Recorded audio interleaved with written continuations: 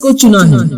10 ایسے اصول، ایسی باتیں، ایسی کنجیاں رزق کی جس کو اگر ہم اصولوں کو مان لے، اس کے مطابق زندگی گزارے، اس پر عمل پیرا ہو اور دل میں یہ اعتماد اور توکل رکھے، بھروسہ رکھے کہ اللہ اس کے ذریعے دے گا، تو انشاءاللہ العزیز ضرور ہمارے رزق میں جو ہے بڑھوتری ہوگی، اللہ اس میں ضرور برکت دینے والا ہے۔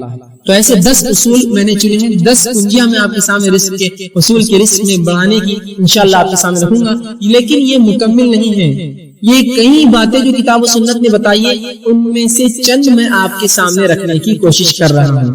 آئیے اب کس طرح سے ہم اپنے رزق میں اضافہ کریں، اس کا پہلا اصول جو شریعت نے بتایا ہے، یقین اس کی ترتیب میری اپنی دی ہوئی ہے، اس کی ترتیب میری اپنی دی ہوئی، لیکن باتیں اللہ کی کتاب اس کے رسول کی سنت سے میں نے اہمیت کے اعتبار سے ان کو ترتیب دینا مناسب سمجھا۔ پہلی چیز جو ہم کریں گے جس سے ہمارے رزق میں بڑھوتری ہوگی، اضافہ ہوگا، فائدہ ہوگا، وہ سب سے پہلی چیز ہے توبہ اور استغفار۔ توبہ اور استغفار یہ سب سے پہلی چیز ہے رزق کے حصول میں، اس کی چابیوں میں، کہ اگر ہم چاہتے ہیں ہمارا رزق بڑھے، اس میں برکت آئے، مال و دولت اور بچوں اولاد کے اندر اور ہماری دنیا کی نعمتوں میں اضافہ ہو، تو سب سے پہلا کام جو کرنا ہوگا توبہ اور استغفار۔ اب آئیے توبہ اور استغفار بولتے کس کو ہے، وہ اگر جان لے تو زیادہ فائدہ ہوگا، ورنہ استغفر اللہ استغفر اللہ استغفر اللہ تو ہم کہہ رہے ہیں صبح اور شام، استغفر اللہ من کل ذنب واتوب الیہ، استغفر اللہ من کل ذنب واتوب، ہم بار بار پڑھ رہے ہیں، اس کا معنی کیا ہے؟ یہ اگر جان لیں گے تو انشاءاللہ زیادہ فائدہ ہوگا، ورنہ ہم لوگوں کو دیکھتے ہیں استغفر اللہ کے ورد سے ان کی زبانیں تھکتی نہیں ہیں، لیکن ان کے اعمال سے اور ان کے معاملات سے کچھ بھی ایسا نہیں دکھتا کہ یہ استغفر اللہ واقعی میں کرتے ہوں گے یا اس کا کچھ فائدہ ہی نہیں ہوا ہوگا۔ ہم لوگ یہ سمجھتے ہیں شریعت میں جو استغفر اللہ کہنے کا حکم دیا کہ اس کے پڑھنے سے گناہ معاف ہوتے ہیں، تو ہم کو لگا کہ یہ استغفار اس لیے پڑھا جائے کہ گناہ کرو، اس لیے تو معاف ہوتے ہیں، تو ہم گناہ کرتے ہیں اور پھر استغفار پڑھتے ہیں۔ استغفار تو اس لیے جو گناہ ہو جائے اس کی معافی ملتی ہے، تو ہم سمجھتے نہیں کرنے کے لیے پڑھنا ہے ہم کو، کہ اب جو ہو گئے کرو اور پڑھو اور کرو اور پڑھو، جو ہو جائے اس کے لیے ہے۔ اور استغفار صرف الفاظ نہیں، اس سے انسان کے معاملات بھی چھلچی کی واقعی میں توبہ کر چکا ہے، توبہ کرتا ہے، اس سے اس کے اعمال میں لگے کہ واقعی میں اس نے اپنی زندگی کی روش بدل دی، استغفار کرتا ہے۔ توبہ استغفار جسے کہتے ہیں توبہ اس کا معنی ہوتا ہے۔ تو توبہ اور استغفار صرف الفاظ نہیں، یاد رکھیے۔ علامہ جو ہے راغب اصفہانی اور امام نووی رحمہ اللہ توبہ کے لیے چند شرائط لکھتے ہیں۔ توبہ کے لیے وہ لوگ کہتے ہیں کہ 4 شرائط ہے، ان شرائط کو جب پورا کیا جائے گا تب استغفار ہوا، تب اصل توبہ ہوئی۔ آئیے پہلی شرط وہ لکھتے ہیں وہ یہ ہے کہ گناہوں کو ان کی برائی کی وجہ سے انسان چھوڑے، گناہوں کو ان کی برائی کی وجہ سے انسان چھوڑے۔ اس لیے گناہ نہ چھوڑے کہ اب بچیاں بڑی ہوں گی، شادی کا مسئلہ آئے گا، اگر باپ گناہ گار رہیں گے تو بچوں کو نکاح کے پیغام نہیں آئیں گے، نہیں، اس لیے نہ چھوڑے۔ گناہوں کو ان کی برائی کی وجہ سے انسان چھوڑے، اس سے استغفار، اس سے توبہ کرے۔ یہ نہیں کہ اب تو مجبوری ہے کہ اب مجھے گناہ چھوڑنا ہے، تو گناہوں کو ان کی برائی کی وجہ سے ترک کرے، اور پہلی شرط اپنی غلطی پر نادم ہو۔ گناہوں کو چھوڑنے کا ارادہ کیا، ان کی برائی کی وجہ سے اپنے گناہوں پر نادم ہوا کہ مجھ سے یہ گناہ ہوا۔ دوسرا وہ لکھتے ہیں آئندہ نہ کرنے کا عزم کیا، اب انشاءاللہ آئندہ میں وہ گناہ نہیں کروں گا۔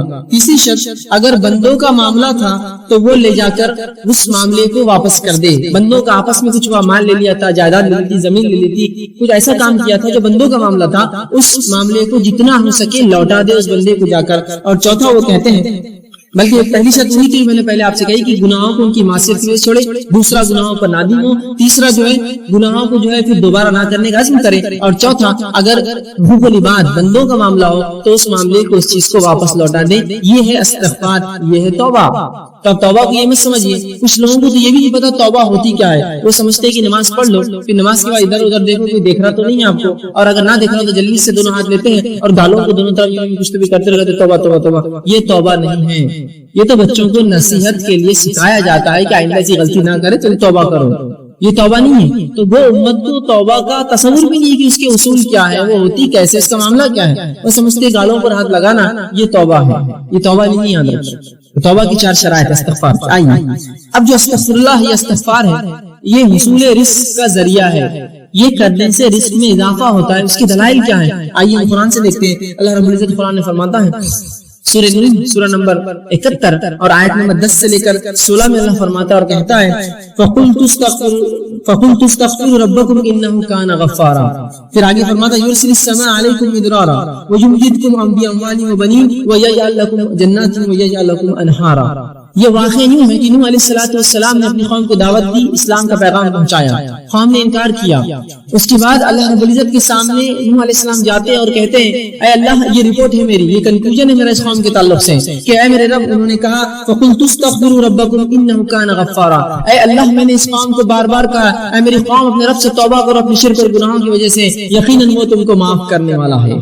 اب اگر تم استغفار کرو گے تو فائدہ کیا ہوگا؟ فرمایا یرسل السماء علیکم مدرارا، اگر تم استغفار کرو گے میری قوم تو اللہ آسمان سے تمہارے لیے بارش برسائیں گا، یرسل السماء علیکم مدرارا، موسلا دھار زبردست بارش برسائیں گا۔ پہلا فائدہ استغفار کا۔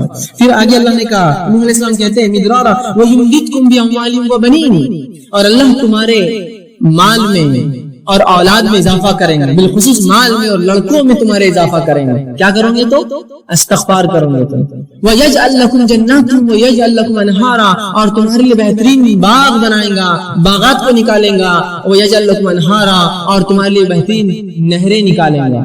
اگر کیا کرو گے تو استغفار۔ اے میری قوم اگر تم یہ کر لو تو آسمان سے بارش پاؤں گے، مال میں اضافہ پاؤں گے، اولاد اور لڑکوں میں اضافہ پاؤں گے، اور تمہیں بہترین باغ اللہ دے گا، اچھی نعمتیں دے گا، اور جو ہے تمہارے لیے جو ہے نہریں نکالیں گے ان باغوں میں۔ استغفار کے دیکھیے نوح علیہ السلام نے اپنی قوم کو کیا فائدے بتائے۔ یہاں کا پورے رزق میں جو چیزیں آتی ہے، بارش کا برسنا ایک بنیادی اصول ہے رزق کے لیے۔ آج بھی اگر انسان ٹیکنالوجی میں اور کسی بھی چیز میں جتنی ہی آگے بڑھ چکی ہو، لیکن آج بھی آسمان کی طرف نگاہ سب کی ہوتی ہے۔ اگر بارش نہ برسے اور آپ کہیں گے کہ مجھے کیا فرق پڑتا ہے، میں تھوڑی کاشتکار ہوں، آپ کاشتکار نہ بھی ہو تو جب آپ بازار سبزی خریدنے جائیں گے تو آپ کہیں گے واقعی میں بارش نہ ہونے کا نقصان ہے۔ تو رزق بڑھاتا ہے اللہ رب العزت انسانیت کے لیے، توبہ اگر قوم کرے تو یہاں اللہ رب العزت دیکھیے کہ فرما رہا ہے کہ اگر توبہ کرو تو بارش برسائیں گا، اور اس کے بعد فرمایا کہ وہ تم کو مال میں اور اولاد میں اضافہ دیں گا۔ تو اگر اصول رزق، اگر ہم مال میں بڑھوتری چاہتے ہیں، اولاد میں اضافہ چاہتے ہیں، استغفار کریں۔ حسن بصری رحمہ اللہ یہ کبار تابعین میں سے ہے، ان کے پاس ایک شخص آیا کہا ہے حسن ہمارے علاقے میں قحط سالی ہے، میں کیا کروں؟ تو کہا استغفار کر، توبہ کر۔ دوسرا شخص آیا اے حسن مجھے رزق میں تنگی ہے، مال میں تنگی ہے، کیا کروں؟ تو کہا جا استغفار کر۔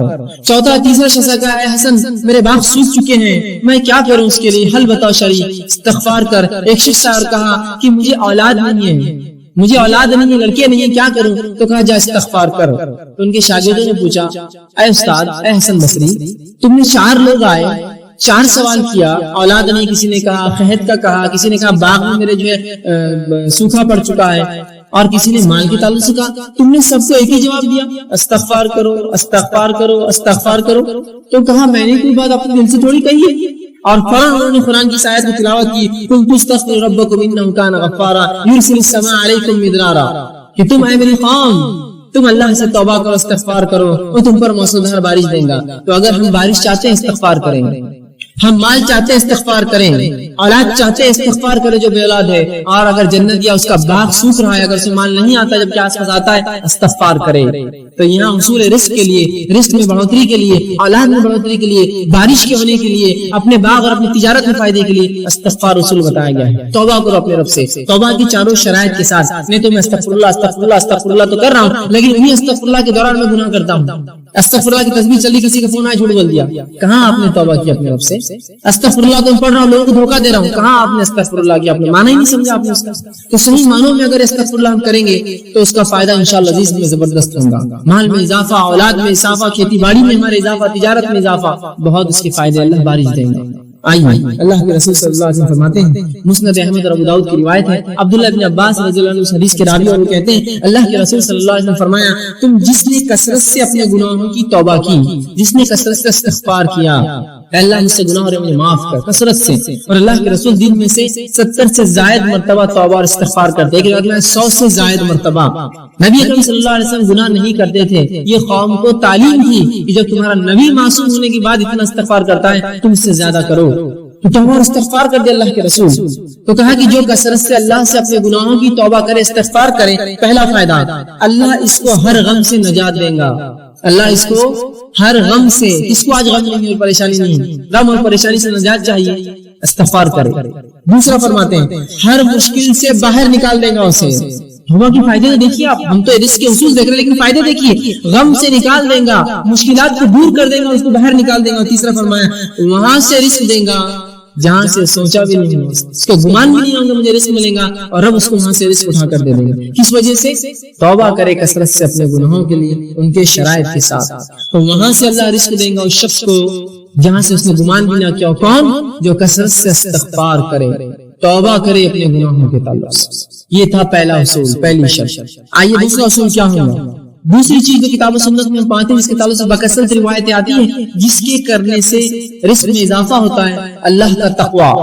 اب جو میں آگے بڑھتا جاؤں گا، آپ یہ مت سوچیے یار یہ تو اپنے سے ہونے والا نہیں ہے، یہ تو ہونے والا نہیں ہے، اس سے ہٹ کر کچھ بتاؤ۔ ایسے آدمی کی مثال تو وہ ہے کہ اس کو ایک مرض اور بیماری ہے، بیماری کا علاج ڈاکٹر دیتا ہے، کہتا ہے یہ دوا تو مجھ سے نہیں کھا جائیں گے، کچھ اور بتاؤ، تو کہے جاؤ پھر مر جاؤ، اس کے علاوہ کوئی حل نہیں تمہارے لیے۔ شریعت جو حل دے رہی وہ یہ ہے۔ اب آپ بولیں گے میرے کو تقویٰ نہیں جمے گا، میرے سے استغفار تو ہونے والا ہے نہیں، تو پھر یاد رکھیے آپ اپنے ہاتھوں سے اپنی جان لے رہے تو میں اس معاملے میں کیا کروں گا، کہاں سے حل لائے؟ ٹھیک ہے، تو یہ بات بڑی اہم ہے، آپ اس کو پکڑ لے۔ شریعت کے پاس حل ہے، اگر آپ نہ لینا چاہیں یہ آپ کی مرضی ہے، شریعت نے حل دے دیا، اب آپ ان کو چھوڑ کر ہزار جگہ سر پٹکیے، یاد رکھیے واپس لوٹ کر ہی آنا پڑے گا۔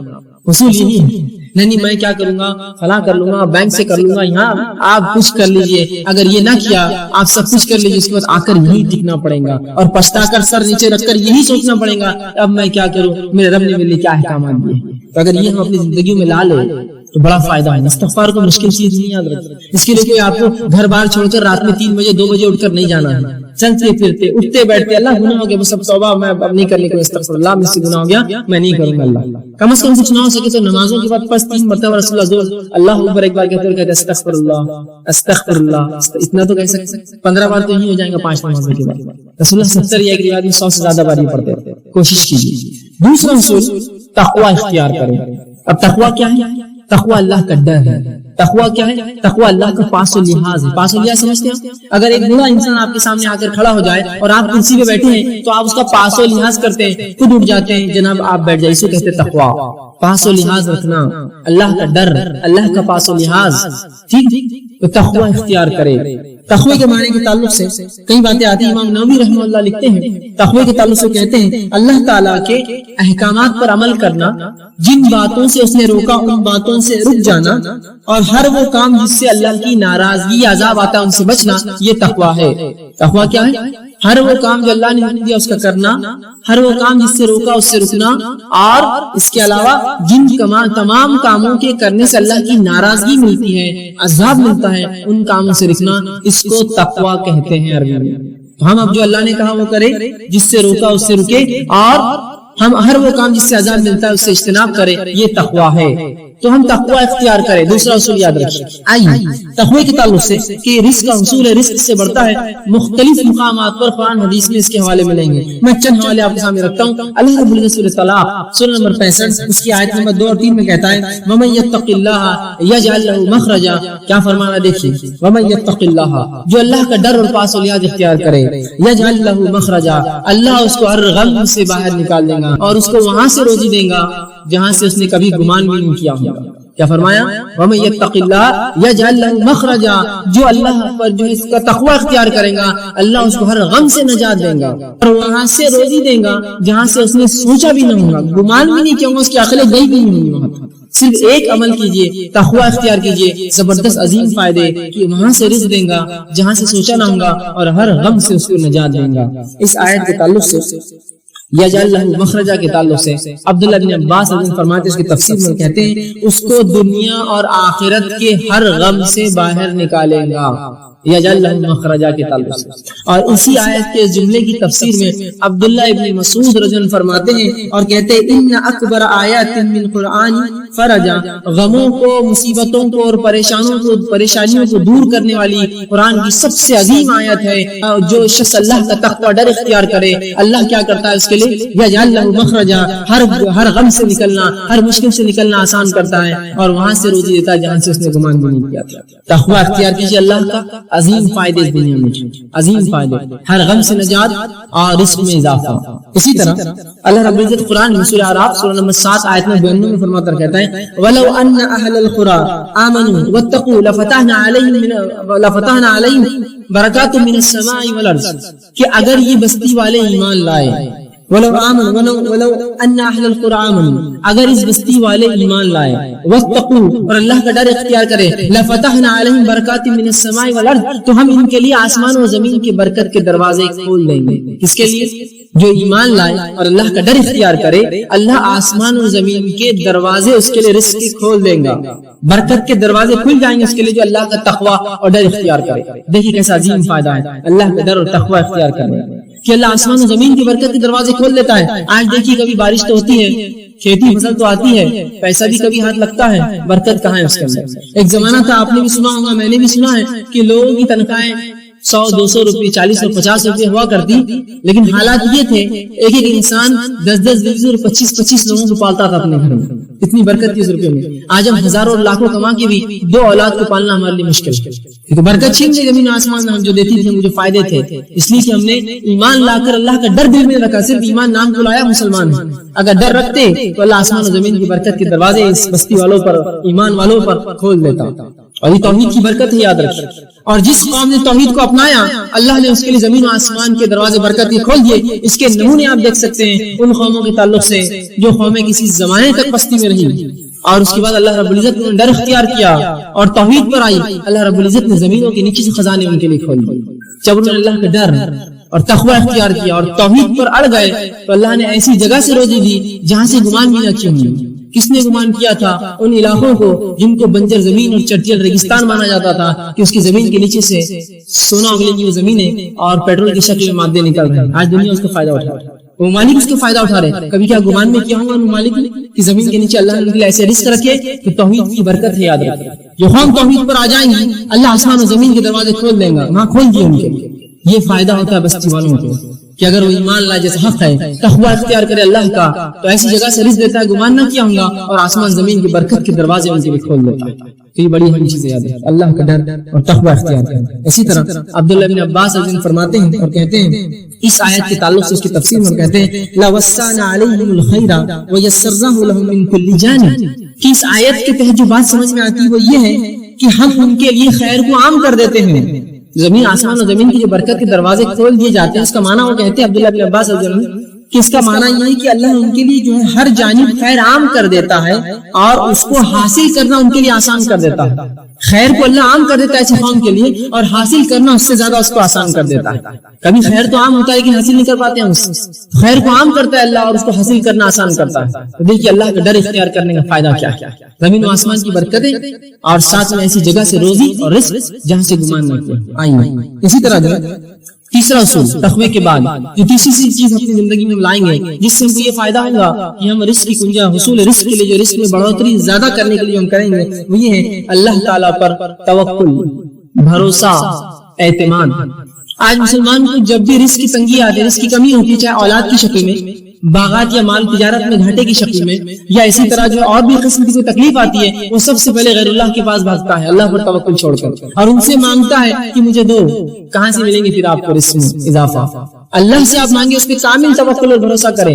اور اس کے تعلق سے توکل کسے کہتے ہیں یاد رکھ لیجیے، امام غزالی رحمہ اللہ کہتے ہیں توکل کے تعلق سے اپنی کتاب احیاء علوم الدین کے اندر وہ لکھتے ہیں اور کہتے ہیں توکل یہ ہے کہ دل کا اعتماد صرف اسی پر ہو جس پر بھروسہ کیا گیا ہو، دل کا مکمل اعتماد اس ذات پر ہو جس پر بھروسہ کیا ہو، اور مکمل طور پر اس پہ توکل کرے جس کا اس نے دعویٰ کیا ہو۔ اگر ایک شخص یہ کہتا ہے میں مسلمان ہوں اور رب پر میرا توکل بھروسہ ہے، اب مکمل طور سے اس پر اعتماد کرے کہ ہاں رب مجھے دینے والا ہے، اب ضرورت نہیں شک و شبہ کی، مکمل اعتماد کرے اس ذات کے اوپر جس کا اس نے نام لیا ہے، اس پہ اعتماد، یہ ہے توکل، بھروسہ، اعتماد جس کو ہم زبان میں کہیں۔ اسی طرح امام مناوی کہتے ہیں توکل کے تعلق سے اس کا معنی لکھتے ہوئے کہتے ہیں کہ توکل بندے کے اظہار عجز ہے، بندہ اللہ کے سامنے عاجز ہو جائے، اللہ میں کچھ نہیں کر سکتا ہوں، بس میں عاجز ہوں تیرے سامنے، تجھ سے ہی مانگتا ہوں مکمل طور سے، اور جس پر توکل کیا گیا ہے اس پر مکمل بھروسہ کرے۔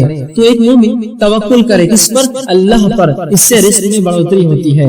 اب اس کے تعلق سے کہ توکل رزق کے بڑھانے کا سبب ہے، اس کے تعلق سے کئی روایتیں آتی ہیں، مسند احمد کی اور ترمذی کی روایت ہے جس میں اللہ کے رسول صلی اللہ علیہ وسلم فرماتے ہیں، عمر بن خطاب اس کے راوی ہیں اور وہ کہتے ہیں اگر تم اللہ تعالیٰ پر ایسا بھروسہ کرو، اللہ کے رسول نے فرمایا کہ اگر تم اللہ تعالیٰ پر ایسا توکل، اعتماد اور بھروسہ کرو جیسے پرندے توکل اعتماد اور بھروسہ کرتے ہیں کہ وہ ہر صبح خالی پیٹ اپنے گھروں سے نکلتے ہیں اور شام بھر پیٹ گھر لوٹتے ہیں، تو اللہ بھی تمہیں ویسا ہی رزق دے گا جیسے پرندوں کو دیتا ہے کہ وہ خالی پیٹ اپنے گھروں سے نکلتے ہیں اور شام بھر پیٹ لوٹتے ہیں۔ توکل کا فائدہ کہ اگر تم اللہ پر ویسا توکل کرو جیسا پرندے کرتے ہیں تو اللہ بھی تمہیں رزق دے گا کہ وہ صبح اپنے گھر سے بھوکے پیٹ نکلتے ہیں اور جب رات لوٹتے ہیں تو بھر پیٹ لوٹتے ہیں۔ لیکن ایک بات میں سمجھنے کی بڑی اہم ہے، جب میں توکل کی بات کر رہا ہوں تو کوئی یہ نہ کہے کہ میں نے اللہ پر مکمل توکل کر لیا اور اب میں کچھ بھی نہیں کرتا ہوں۔ ایسے بہت سے لوگ ہوتے ہیں جو اپنی کوتاہیوں کو، کاہلیوں کو شریعت اور دین پر ڈالتے ہیں۔ میں نے اللہ پر توکل کر لیا تو اس کا کیا مطلب؟ کیا تم کام دھندہ چھوڑ دو، تجارت چھوڑ دو، دنیا سے بیزاری اختیار کر لو؟ نہیں، اس کا مطلب یہ نہیں ہے۔ اس کا مطلب یہ نہیں، توکل کا یاد رکھیے۔ حدیث کیا کہہ رہی ہے؟ پرندے گھر سے نکلتے ہیں خالی پیٹ، نکلتے ہیں اور بھر پیٹ لوٹتے ہیں۔ تو یہاں کوشش کرنا ہے، پرندے گھونسلوں میں بیٹھ کر توکل نہیں کرتے ہیں کہ اللہ دے گا، پرندے اپنے گھروں سے نکلتے ہیں، رسول اللہ فرماتے ہیں، اور شام بھر پیٹ لوٹتے ہیں۔ آپ بھی اللہ پر بھروسہ کیجئے، گھر سے نکل جائیے، انشاءاللہ رب ہم کو جو ہے ضرور روزی دیں گا اور شام ضرور بھر پیٹ لوٹیں گے۔ لیکن پرندے جو ہوتے ہیں ان کا معاملہ تھوڑا انسانوں سے مختلف ہوتا ہے، یہ بھی بتا دوں۔ پرندے سیدھے جا کر رزق لے لیتے ہیں، انسانوں کو رزق حاصل کرنے کے لیے نوکری، تجارت، کاروبار کرنا پڑتا ہے، دکانوں میں جانا پڑتا ہے اور اسی طرح مختلف مقامات پر جانا پڑتا ہے کمانے کے لیے۔ پرندوں کا تھوڑا رزق الگ ہے، ہم سے مختلف ہے، وہ سیدھے رزق کو اٹھا لیتے ہیں، جا کر پھل اناج کھا لیتے ہیں۔ ہم تو ویسا نہیں کر سکتے، ظاہر سی بات ہے۔ ہمارا توکل ویسا ہوگا کہ ہم گھروں سے نکلیں گے، کچھ نہ ہو تو ایک دکان والے کے پاس جائیں گے، بھائی آج کچھ ہمالی کو دے دو، میں بھیک تو نہیں مانگ سکتا، میں کام کر کے کما لوں گا آج شام۔ نکلے تو صحیح، تو ہمیں کالج، اسکول اور مکاتب، اسی طرح جو ہے اپنے آفیسز اور جو ہے اپنے کام کی جگہوں پر جانا پڑے گا، تب ہم جو ہے شام بھر پیٹ لوٹیں گے، یہ مانا ہے۔ ورنہ کوئی کہے میں نے اللہ پر توکل کر لیا، بس میرا پورا اعتماد ہے کہ اللہ مجھے دینا چاہیں گا تو دیں گا، نہیں تو نہیں، میں گھر میں ہی رہوں گا، تو ایسا انسان یاد رکھیے اگر جو ہے کسی ایسے جھاڑ کے نیچے بھی لیٹا جہاں بہت زیادہ پھل پک کر گرتے تب بھی پھل بہت مشکل سے اس کے منہ میں آ کر گرے گا، یہ توکل نہیں ہے، یہ توکل نہیں ہے۔ توکل کا معنی یہ ہے کہ آپ کوشش کریں اللہ پر بھروسہ رکھتے ہوئے اللہ ضرور آپ کو رزق دے گا، کوشش کریں۔ اس کا مطلب یہ نہیں آپ کوشش چھوڑ دیں، اور کیوں نہ ہو، اللہ سورۃ طلاق آیت 3 میں فرماتا ہے وَمَن يَتَوَكَّلْ عَلَى اللَّهِ فَهُوَ حَسْبُهُ، جو اللہ پر بھروسہ اور اعتماد کرتا ہے اللہ سے کافی ہو جاتا ہے، اللہ اس سے کافی آتا ہے۔ لیکن کوشش یہ زیادہ ضروری ہے، شک اور شبے میں نہ پڑے آپ، ورنہ بہت سے لوگ ہوتے ہیں کہتے ہیں بھائی کیوں محنت کر رہے ہو، مشقت کر رہے ہو، بس اللہ اللہ کرتے رہو، جتنا دینا اللہ دیں گے۔ ارے بھائی کوشش ضروری ہے، کوشش کے بعد تمام چیزیں ہیں۔ اللہ کے رسول صلی اللہ علیہ وسلم کے پاس ایک شخص آیا، ابن حبان کی روایت ہے، عمر بن امیہ رضی اللہ عنہ ہے، وہ کہتے ہیں کہ رسول اللہ صلی اللہ علیہ وسلم کا ایک شخص آیا اور اس نے کہا اللہ کے رسول میں اپنی اونٹنی کو کھلا چھوڑ دیتا ہوں اور اللہ پر توکل کرتا ہوں، بھروسہ کرتا ہوں۔ رسول اکرم نے کہا نہیں، تو اس کے گھٹنے کو پہلے باندھ دے پھر اللہ پر توکل کر۔ سمجھے آپ توکل کا معنی؟ تو کوشش کر لے اس کو بچانے کی کہ بھاگ کر نہ جائے، پھر اللہ پہ بھروسہ کر، تو اونٹنی کو کھلا چھوڑیں گے اور اللہ پہ بھروسہ کریں گے تو بھاگ جائیں گے۔ پھر تو جو تیرے ماتحت کوشش ہے وہ کر لے کہ اونٹنی کے گھٹنے کو باندھ دے، پیر کو باندھ دے، پھر اللہ پر بھروسہ کر، پھر انشاءاللہ عزیز جو ہمیں وہ اللہ کریں گا۔ لیکن یہ نہیں کہ آپ کو کوشش نہ کرو کہ میں نے اللہ پر توکل کر لیا اب اللہ میرا رزق میرے گھر میں بھیج دیں گا، بیٹھا رہوں گا، ایسا نہیں ہونے والا ہے۔ پرندے نکلتے ہیں اللہ پر بھروسہ کر کے، شام بھر پیٹ لوٹتے ہیں۔ نکلیے، کوشش کیجئے، جائیے، یہ معاملہ ہوگا۔ لیکن ہمارے پاس ایک عجیب مسئلہ، ہم نے کام کو چھوٹے اور بڑے معاملوں میں تقسیم کر دیا، چھوٹے کام اور بڑے کام، اور شریعت میں جہاں اچھا اور برا نہیں کہا، اچھے کام اور برے کام بھی ہم نے کر لیا۔ کوئی کام جب تک حلال ہو اچھا اور برا نہیں، سب اچھے ہیں، اگر حلال ہے تو اچھا ہے۔ کوئی انسان اگر جوتا بھی اگر سیتا ہے تو وہ بھی اچھا کام کرتا ہے، کوئی غلط نہیں۔ ہاں اگر کوئی بہت کماتا اور حرام کام کرتا ہے تو وہ کام غلط ہے، بلکہ اس کے جس نے حلال کام کرا ہے، جوتا سی رہا ہے، جھاڑو مارتا ہے، حمام و پیخانے لوگوں کی صاف کرتا ہے، وہ حلال کام ہے اس کے لیے، بن اس کے حرام کام کرے۔ لیکن ہمارا مسئلہ یہ وہ ڈگری وہ پوسٹ مجھے تو میں جاؤں گا نہیں تو میں کام نہیں کروں گا، پھر ایسے لوگوں کے لیے توکل اور بھروسہ اور تقویٰ کچھ کام نہیں آنے والا۔ یہاں نکلنے کے معنی میں آپ جائیے، کوشش کیجیے۔ آپ کوشش نہیں کریں گے، بولیں گے میں سیدھا جاؤں اور ایک مالدار انسان بن جاؤں، تو یہ ہونے والا ہی نہیں۔ کوشش کیا ہے اس کے لیے؟ اور ہر شخص جو کسی زمانے میں مالدار ہوتا ہے، کسی زمانے میں کہانی پوچھی وہ غریب بھی تھا، چھوٹی چھوٹی کوشش کی اور اسی کوشش میں بڑھتا رہا، اللہ نے اس کو برکت دی۔ سمجھ رہے آپ بات؟ تو کوشش کیجیے، چاہے کام کوئی بھی ملے، حلال ہے کرنے میں شرمائیے مت، بڑھ جائیے آگے، اس کو بڑھ کر کیجیے، انشاءاللہ آپ کو دنیا اور آخرت کے فائدے ہوں گے انشاءاللہ۔ ٹھیک ہے، چوتھی چیز جو ہم کو کرنا پڑیں گے رزق کو بڑھانے کے لیے وہ ہے صلہ رحمی۔ صلہ رحمی بڑی اہم چیز ہے، یاد رکھیے۔ صلہ رحمی کا معنی ہوتا ہے رشتوں کو جوڑے رکھنا، رشتوں کو جوڑے رکھنا، ٹھیک ہے۔ حافظ ابن حجر اسقلانی رحمہ اللہ وہ لکھتے ہیں اس کے تعلق صلہ رحمی کے تعلق سے، اور کہتے ہیں کہ صلہ رحمی سے مراد رشتہ داری ہے، اور رشتہ دار سے مراد وہ لوگ ہیں جن میں باہمی نسبتی تعلق ہو، چاہے پیدائش سے تعلق بنا ہو، چاہے نکاح سے تعلق بنا ہو، نسبتی اس سے تعلق ہو، چاہے پھر وارث ہو یا نہ ہو، محرم ہو یا نہ ہو، وہ اس کا رشتہ ہے۔ مثال کے طور پر کچھ لوگ وارث ہوتے ہیں رشتہ دار، مثال طور بیٹے اور بیٹیاں یہ وارث ہیں، اور ساتھ میں محرم بھی، لیکن کچھ لوگ غیر محرم بھی ہوتے ہیں جو آپ کے رشتہ دار ہوتے ہیں، آپ کی طرح جو ہے چچیری بہنیں اور پھوپھیری بہنیں اور خلیری بہنیں، وہ آپ کی محرم نہیں لیکن رشتہ دار۔ تو یہ تمام رشتے جو انسان پیدائش سے لاتا ہے اور تمام رشتے جو اس کے نکاح کے بعد بنتے ہیں یہ ہے اس کے رشتہ دار، اور ان سے صلہ رحمی کرنا، رشتوں کو جوڑے رکھنا، خاموخواہ کے نہیں توڑنا۔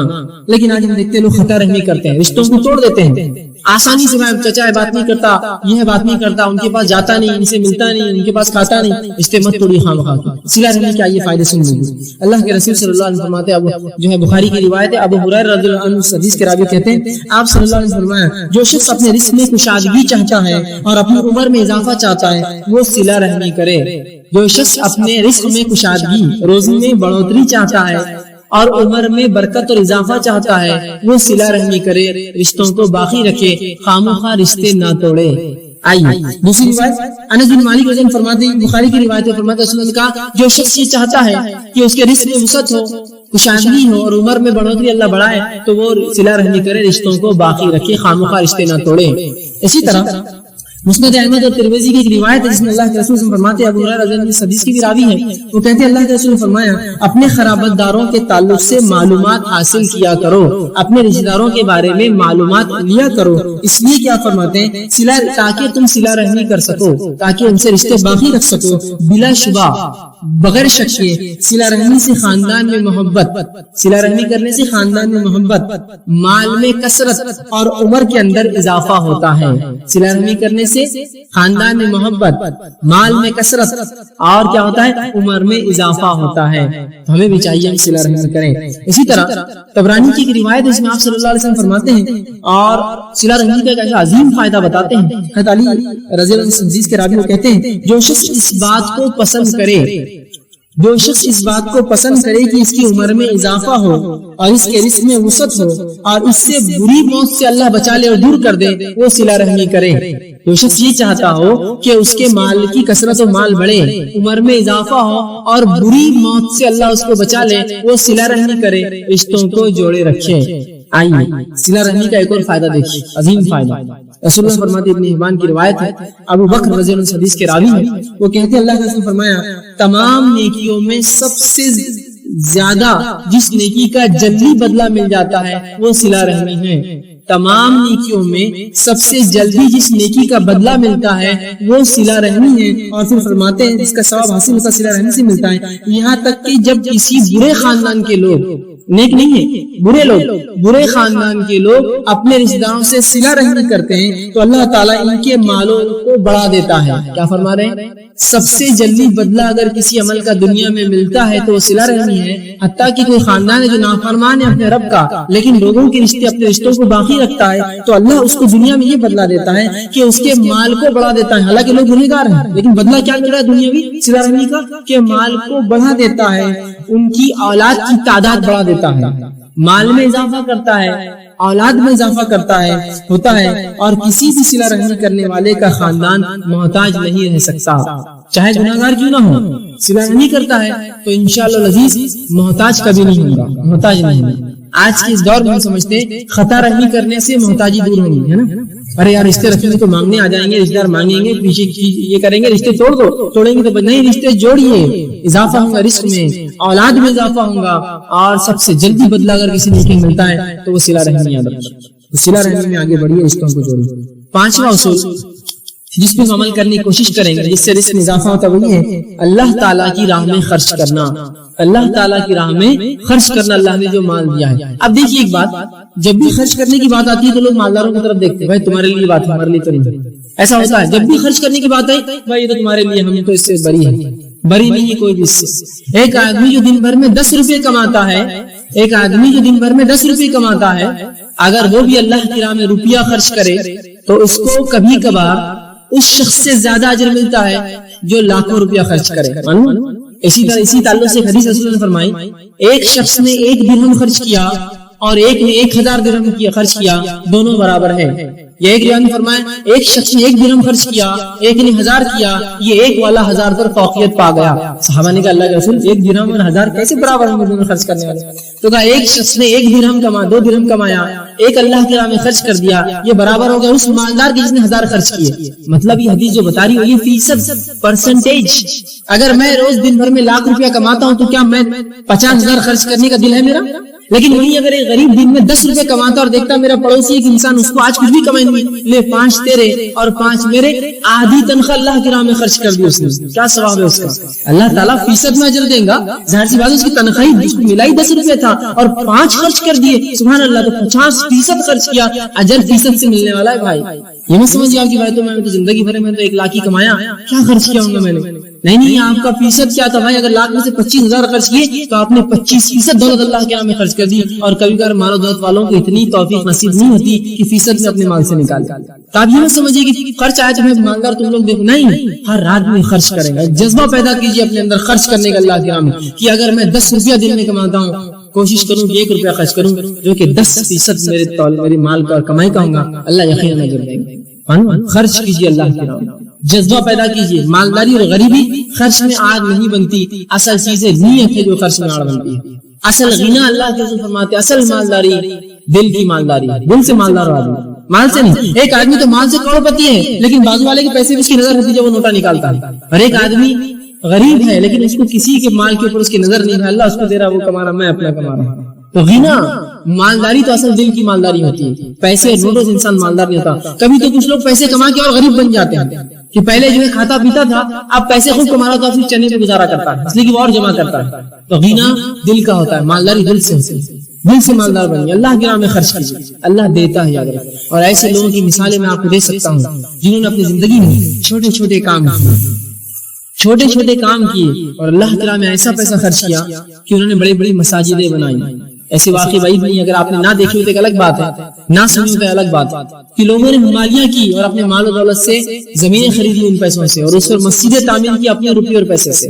ایک صاحب کو تو میں بھی جانتا ہوں جنہوں نے اپنی زندگی بھر جو ہے فگے بیچے, بلونس, اور ایک مسجد انہوں نے تعمیر کی اس کمائی کے اوپر. تو خرچ کرنے والا دل سے مالدار ہو تو خرچ کرتا ہے. اب دل سے ہی غریب ہو تو پھر اس کے لیے بہت مسئلہ ہے. اللہ جتنا دے, ایک عہد کے برابر دیا تو دوسرے کی توقع کریں گا, دوسرے عہد کے برابر سونا دیا تو تیسرے کی توقع کریں گا, اس کی خواہش بنی ہوئی. تو خرچ کیجیے, اللہ کا جذبہ پیدا کیجیے, اس کا بڑا فائدہ ہے.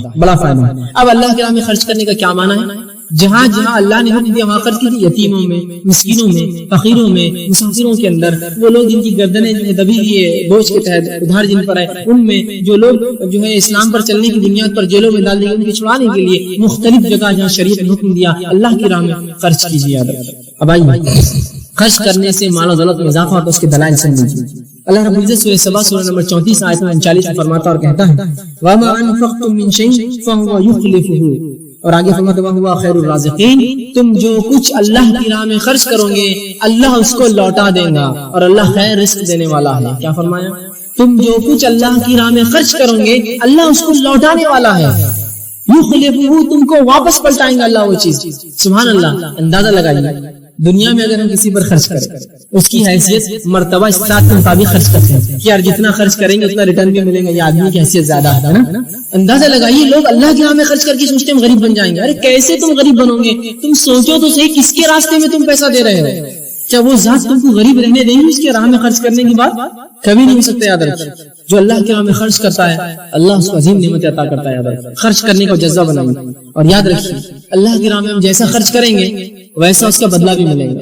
آج ہماری ذہنیتیں اتنی کند ہو گئی ہے, اتنی بگڑ چکی ہے کہ سب سے ناقص, سب سے کمزور, سب سے چھوٹا, سب سے ادنا اور سب سے بیکار قسم کی چیز اللہ کے راہ میں ہم خرچ کرتے ہیں. دلائل کی فہرست لا کر گنا سکتا ہوں. میرے گھر کا کام چل رہا ہے اور میرے گھر کی فرشی کیسی ہونا چاہیے, وہ میرے شان و شوکت اور میرے اسٹیٹس کے مطابق ہونا چاہیے. وہیں کوئی کہے کہ بھائی اللہ کے راہ میں کچھ اگر آپ دے دیتے, ایک مسجد, ایک مدرسہ یا دینی کچھ کام ہو رہا ہے, ایک فرشی دے دیجیے, تو وہ کہتا ہے کہ فلاں دکان پہ جاؤ, اس کو فون کر کے بولتا ہے 3rd گریڈ کی سب سے ناقص فرشیاں ہو تو نکال کر دے دو, اس لیے کہ مسجد میں لگنا ہے. میرے گھر کا اگر نل ہو تو سب سے اچھا ہو, کروم پالش ہو, پیتل کا ہو, اس لیے کہ لوہے کا ہوتا ہے تو وہ کھلتا نہیں جلدی. اگر مسجد میں کوئی آیا کہ ہمیں نل چاہیے تو وہ 4 10 5 روپے کے لوکھنڈی نل لے لیجیے، جس کو فجر میں لوگ پتھروں سے کھولتے ہیں، اس لیے ٹائٹ ہو جاتے ہیں، اس کو مارنا پڑتا ہے کھولنے کے لیے. یہ اللہ کی راہ میں. تو تم جو دو گے اس کی راہ میں وہ پلٹا کر اللہ دے گا. پھر اللہ بھی سب سے ناقص، سب سے فالتو، سب سے ادنا، سب سے بیکار والی چیز ہم کو لوٹا کر دیتا ہے، اس لیے کہ اس کی راہ میں وہی ہم نے دیا ہے. جو دو گے وہ پاؤ گے. ایک آدمی ہے جو مال و دولت میں اچھا امیر آدمی، اس کے اگر وہ آپ کے گھر آیا تو آپ کیسے خرچ کرتے ہیں اس کو؟ ارے یار اس کی حیثیت بولتے، کل اس کے گھر جائیں گے تو اپنے کو ملے گا، کرو خرچ. تو اللہ کی راہ میں خرچ کرنے کو ہوتا جو دنیا کو کھلاتا ہے، جس نے ہم کو دیا اور جو آگے بھی دیں گے، اس کے راہ میں تم ہلکا ہوتے. اور جیب میں بھی جب ہاتھ ڈالتے ہیں، جب اللہ کی راہ میں خرچ کرنے کا معاملہ آیا تو اگر موٹا سکہ آتا ہے تو اس کو چھوڑ کے پتلا ڈھونڈتے ہیں اس کے اندر سے، کہ تو موٹا 5 کا ہو گیا ہوں گے، اس کو چھوڑ دو نیچے. لیکن اس سے پتلا اور اس سے چھوٹا اگر کوئی مل جائے تو وہ اللہ کی راہ کے لیے. لیکن نہیں ہزاروں روپیے، یہ 1000 کی نوٹ جو سب سے بڑی نوٹ ہے آج ہمارے علاقے کے اندر، یہ نوٹ بھی چھوٹی لگتی ہے جب دوستوں کے ساتھ ہوٹلوں میں جاتے ہیں اور بازاروں میں گھومتے ہیں. 1000 روپیے دوستوں کے لیے کیا میں خرچ کر پاؤں گا؟ تو شرمندگی کی بات ہے، صرف 1000 روپیے اور میرے 5 دوست میرے ساتھ گھوم رہے ہیں. اور وہیں اللہ کی راہ میں سب سے ناقص. تھوڑا اپنی ذہنیت کو بدلنے کی زبردست ضرورت ہے.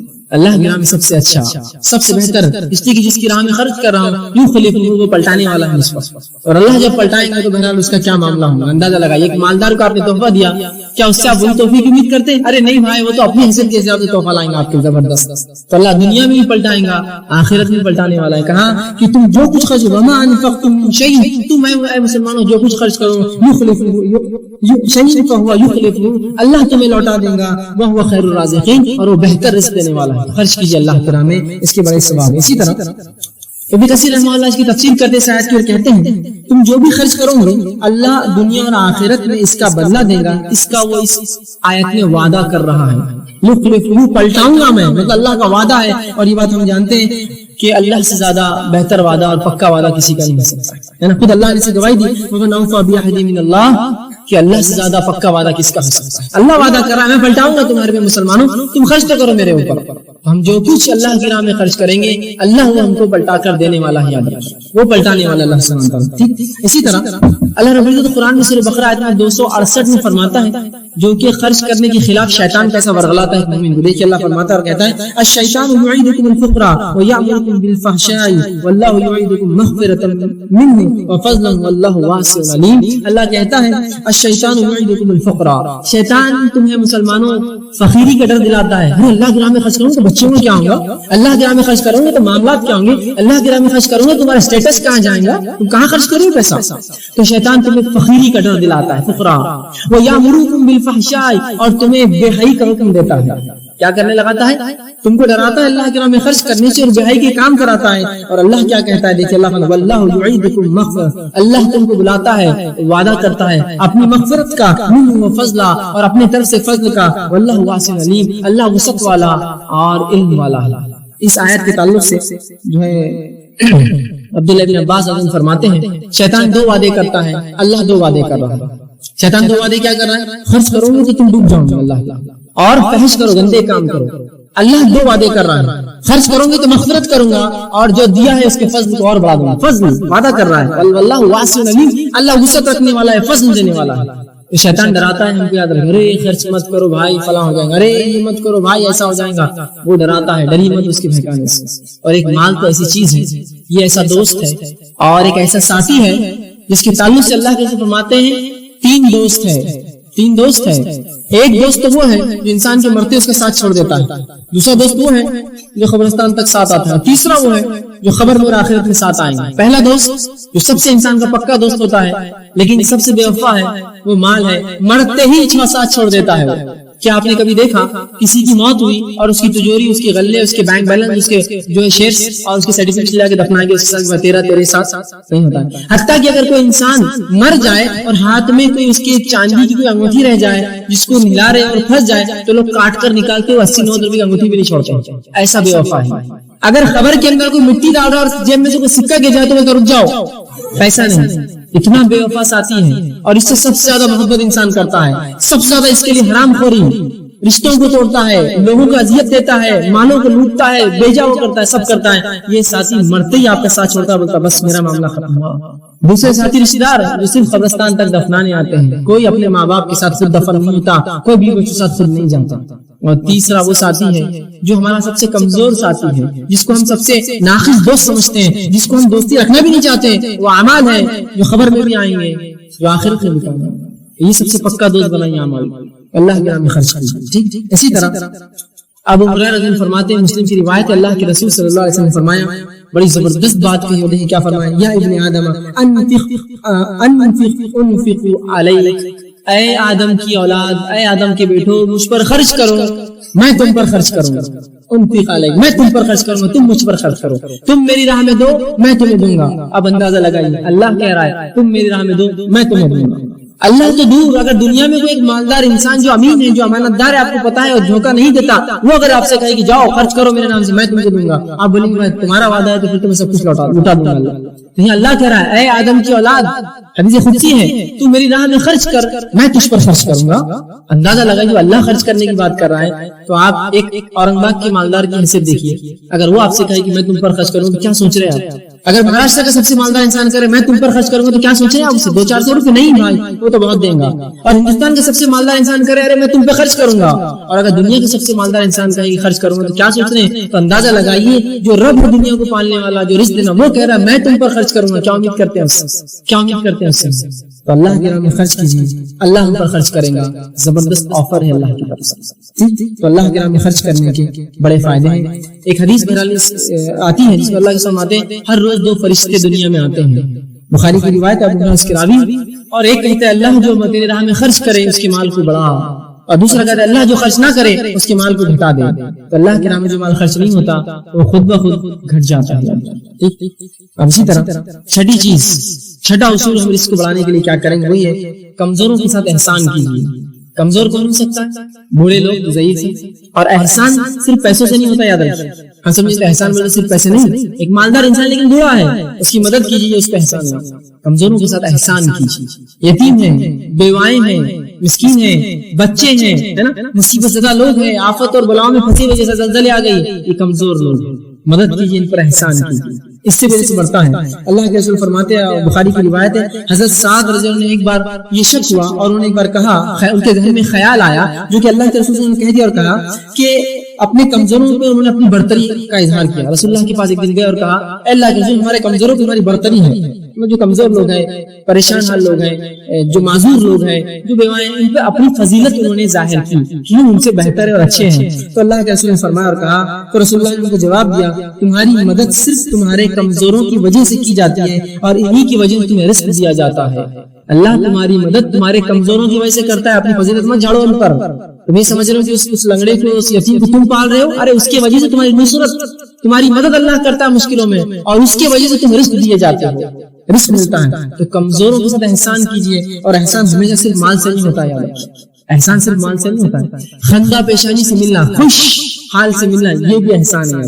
خوشی سے ملا میرے بھائی آگے آئیے مجھ، یہ ہے کمزور۔ اور واقعی میں ایک انسان جو کمزور ہے، مصیبت زدہ، پریشان ہے، آپ کی ایک ہنسی اس کے کئی غموں کو دور کر دیتی ہے۔ ایک ہنسی مسکرا کے مل لیا میرے بھائی کیسا ہے، خندہ پیشانی سے ملنا، بوقت ضرورت مال خرچ کرنا، لوگ مصیبت میں تو مدد کرنا، یہ سب احسان ہے، یہ سب احسان ہے۔ صرف احسان نہیں مت سمجھیے کہ پیسے دینا احسان، نہیں، اور بھی چیزیں احسان ہے۔ اور ان کے لیے دعائیں کرنا، یہ بھی احسان ہے، یاد رکھیے، دعائیں کرنا، خندہ پیشانی سے خوشی سے ملنا اور مدد کرنا، اور تعاون جب ضرورت پڑے کرنا، جب ضرورت پڑے اپنے وسیلے سے کوئی کام ان کا کروا دینا، یہ بھی احسان ہے، یہ بھی احسان۔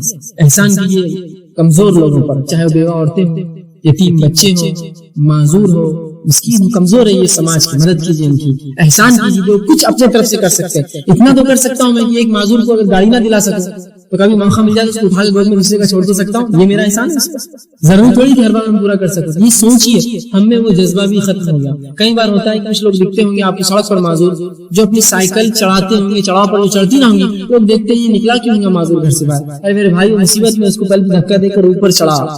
عجیب معاملہ ہے، کمزوروں کے تعلق سے اس امت کے پاس کوئی رہے نہیں ہے، بلکہ کمزور لوگ نشانہ اور ٹارگٹ ہے ہمارے لیے کہ ان کو تکلیف دی جائے، اب مل جائے ایک آدمی اس کا مزہ لے جائے، ان پر احسان کیجیے، اللہ نصرت کرے گا، مدد کرے گا ہماری، اور جو ہے رزق میں اضافہ دے گا۔ اس طرح مسند احمد کی روایت ہے، آپ صلی اللہ علیہ وسلم نے فرمایا، ابو درداء رضی اللہ عنہ حدیث کے راوی نے کہا کہ میری رضا کمزور لوگوں کے ساتھ احسان کرنے سے حاصل کرو. اگر تم چاہتے ہو کہ میں راضی رہوں تم سے قیامت کے روز، رسول اللہ فرماتے ہیں تو کمزوروں کی مدد کر کے میری رضا حاصل کرو، قیامت کرو، میں راضی ہو جاؤں گا تم سے. اگر تم کمزوروں کی مدد کر کے آؤ گے تو وہ عمل کر کے آؤ گے تو میری رضا کمزوروں سے مدد کر کے حاصل کرو، حاصل کرنے کی کوشش کرو، کیونکہ تمہیں اپنے کمزور اور ضعیفوں کی وجہ سے رزق اور نصرت دی جاتی ہے. رزق جو ملتا ہے نا اور جو مدد آتی ہے اللہ، یہ کمزوروں کی وجہ سے آتی ہے. یہ نہ سمجھے کہ ہم بڑے اونچے ہیں، بلکہ اللہ کا شکر ادا کرے کہ اللہ نے مجھے اچھا رکھا، اب میں ان کی مدد کروں. اس لیے کہ کمزوروں سے جو قوی ہے وہ آزمائے جاتے ہیں، مالداروں غریبوں سے مالدار آزمائے. دنیا میں اللہ آزماتا ہے ایک سے دوسرے، اس کو صحت بھی کمزوروں سے آزماتا ہے. اللہ دیکھتا ہے اس کی مدد کرتا ہے، ٹھیک ہے، ان کی مدد کے لیے. 7واں پوائنٹ جو چیز ہم کریں گے رسول رزق کے لیے ہے کہ اللہ کی عبادت کے لیے فارغ ہونا، اس کا بڑا اجر ہے، اس سے رزق میں اضافہ ہوتا ہے. اب میں جب کہہ رہا ہوں اللہ کی راہ میں فارغ ہونا، تو آپ یہ مت سمجھیے کہ اب جو بوریا بستر لے کر اب بولیں گے اب مسجد میں رہنے جا رہا میں بچوں کو، میں بس اب تم رہو بہت دن ہو گئے اب میں اللہ کے راہ میں فارغ نہیں. فارغ ہونے کا علماء معنی لکھتے یہ ہے کہ جو کچھ عبادت بندہ کرے خالص اللہ کے لیے کرے اور مکمل خوشی و خضوع سے کرے، یہ ہے اللہ کے لیے فارغ ہونا. مثال کے طور پر مسجد میں جا رہا ہوں نماز کے لیے تو مکمل خوشی اور خضوع اور اخلاص کے ساتھ نماز پڑھوں تو یہ اللہ کے لیے فارغ ہونا ہوا. سمجھ رہے ہیں؟ یہ ہے فارغ ہونا. تو یہ مت سمجھے آپ کے چھوڑ دینا دنیا کو، نہیں، جو کچھ کروں گا خالص نیت سے اور خوشی اور خضوع، اعضاء اور جوارح، دل و دماغ سب میرا اس عبادت کروں گا. چاہے نماز پڑھ رہا ہوں، روزہ رکھ رہا ہوں، زکات دے رہا ہوں، حج کر رہا ہوں، عمرہ کر رہا ہوں، جو کچھ کروں، پورے ذکر اذکار کر رہا ہوں اللہ کے، سب مکمل اپنے آپ اس میں ملول اس کے اندر جو شامل کر دوں اور وہ عبادت کروں، یہ ہوتا ہے فارغ ہونا. آئیے اس کے تعلق سے مسلم کی روایت ہے، اللہ رب العزت کے تعلق اللہ رب العزت فرماتا ہے، اللہ کے رسول فرماتے ہیں ان تعبد اللہ کانک تراہ. احسان کے تعلق سے آتا ہے، مسلم کی طویل روایت ہے. آخری قصہ جبرائیل علیہ السلام نے رسول اللہ سے پوچھا کہ احسان کیا ہے، تو آپ نے فرمایا ان تعبد اللہ کانک تراہ، تو اللہ کی بات ایسے کر جیسے تو اسے دیکھ رہا ہو. فإن لم تكن ترى فإنه يراك، اگر تو یہ نہ تصور کر سکی وہ تجھے اسے دیکھ رہا ہے تو یہ جان لے اللہ تجھے دیکھ رہا ہے. مطلب مکمل طور سے اپنے آپ کو فارغ کر کے اللہ کی بات کر جیسے تو اللہ کو دیکھتے ہوئے کر رہا ہے اپنے رب کو، اور یہ تصور نہ آئے تو یہ جان لے کہ تیرا رب تجھے دیکھ رہا ہے جب تو عبادت کر رہا ہے. ایسا خالص کی عبادت کر رہا ہے، اعضاء و جوارح پورے اس چیز کے اندر. تو فارغ کرنا یاد رکھیے، اس سے فائدہ. اسی طرح جو ترمذی کی روایت ہے، ابو ہریرہ رضی اللہ عنہ فرماتے ہیں اللہ کے رسول صلی اللہ علیہ وسلم فرمایا کہ اللہ فرماتا ہے اے آدم کے بیٹے میری عبادت کے لیے اپنے آپ کو فارغ کر. اے آدم کے بیٹے میری عبادت کے لیے اپنے آپ کو فارغ کر، میں تیرے سینے کو تونگری سے بھر دوں گا، میں تیرے سینے کو اطمینان سے اور تجھے جتنا آتا ہے اس میں اطمینان دے دوں گا، سکون دے دوں گا. دوسرا فائدہ فرماتے ہیں تجھے بے نیاز کر دوں گا، ضرورت نہیں کسی سے مانگنے کی، تجھے بے نیاز کر دوں گا. اور ایسا نہ کیا، اگر تم نے فارغ نہ کیا اپنے آپ کو میری عبادت کی، ایسا نہ کیا تو تیرے ہاتھ ایسے کاموں میں الجھا دوں گا جس میں تو پریشان ہوگا، تجھے ایسے کاموں میں ملوث کر دوں گا جس سے تو پریشان ہوگا، اور تیری محتاجی کو کبھی ختم نہیں کروں گا، میں تجھے ہمیشہ محتاج رکھوں گا. تو جو بھی عبادت کرے خالص اللہ کے لیے ہم کریں. اسی طرح 8واں نکات جو ہمیں کرنا ہوگا اگر ہم چاہتے ہیں ہمارے اس میں اضافہ، وہی ہے کہ شرعی علم کے حصول کے لیے جو لوگ اپنے آپ کو فارغ کرتے ہیں ان کی مدد کیجیے، اس کا بڑا اجر ہے. جو لوگ شرعی علوم کے لیے اپنے آپ کو فارغ کرتے ہیں، جو لوگ یہ کرتے ہیں کہ اپنے نفسوں کو فارغ کر دیتے ہیں کہ ہم جو ہے شرعی علم حاصل کریں گے اور اس امت کو جو دیں گے، جس طرح سے علماء ہوتے ہیں، حفاظ ہوتے ہیں، ان کی مدد کیجیے، اس سے بھی رزق میں بڑھوتری ہوتی ہے. آئیے واقعہ سناتا ہوں، ترمذی حاکم کی روایت ہے. انس بن مالک رضی اللہ عنہ فرماتے ہیں اللہ کے رسول صلی اللہ علیہ وسلم کا ایک بھائی آیا جو اپنے دوسرے بھائی کی ایک شکایت لے کر آیا تھا، اور اس نے کہا اے اللہ کے رسول یہ میرا بھائی کیا کرتا ہے، تجارت پر زیادہ آتا نہیں، اور بس جب موقع ملا بھاگ کر آپ کے پاس آتا ہے اور بس آپ کے پاس رہتا ہے، آپ کی ساتھ رہتا ہے اور علم سیکھتا ہے آپ سے. تو اللہ مطلب کمپلین شکایت کرنے لگا. اللہ کے رسول نے فرمایا شاید تجھے رزق اسی کی وجہ سے دیا جاتا ہے، اس طرح بھائی کی شرعی علم سیکھنے کی بنیاد پر ہی شاید تجھے اللہ رزق دیتا ہے. تو شرعی علوم کے لیے جو فارغ ہوتے ہیں ان پہ خرچ کیجیے، ان پہ خرچ کیجیے. عبداللہ بن مبارک رحمہ اللہ جو کہ امام بخاری کے بہرحال استاد بھی ہیں، ان سے جب کسی نے پوچھا کہ میں صدقہ کس کو دوں، اگر میں کچھ خرچ کرنا چاہوں تو کس پہ خرچ کروں، تو انہوں نے کہا کہ تو علماء پر خرچ کر، اس لیے کہ تیرا سب سے بہترین صدقہ ہوگا، سب سے زیادہ اجر دیں گے. جو فارغ کر لیتے اپنے آپ کو اللہ کے دین کے لیے خاص، ان پر خرچ کرنا اس کا بڑا اجر و ثواب. آج ہم نے یہ مسئلہ چھوڑ ہی دیا. جو لوگ اللہ کے لیے فارغ ہوتے ہیں ان پر خرچ نہیں کرتے ہیں، اور ان کو سب سے منیمم تنخواہ پر لا کر اللہ سبحانہ تعالیٰ سورہ کہف سورہ نمبر 18 آیت نمبر 7 میں فرماتا اور کہتا ہے اِنَّ جَعَلْنَا مَا عَلَى الْأَرْضِ زِينَةً لَهَا لِيَبْلُوَهُمْ أَيُّهُمْ أَحْسَنُ عَمَلًا.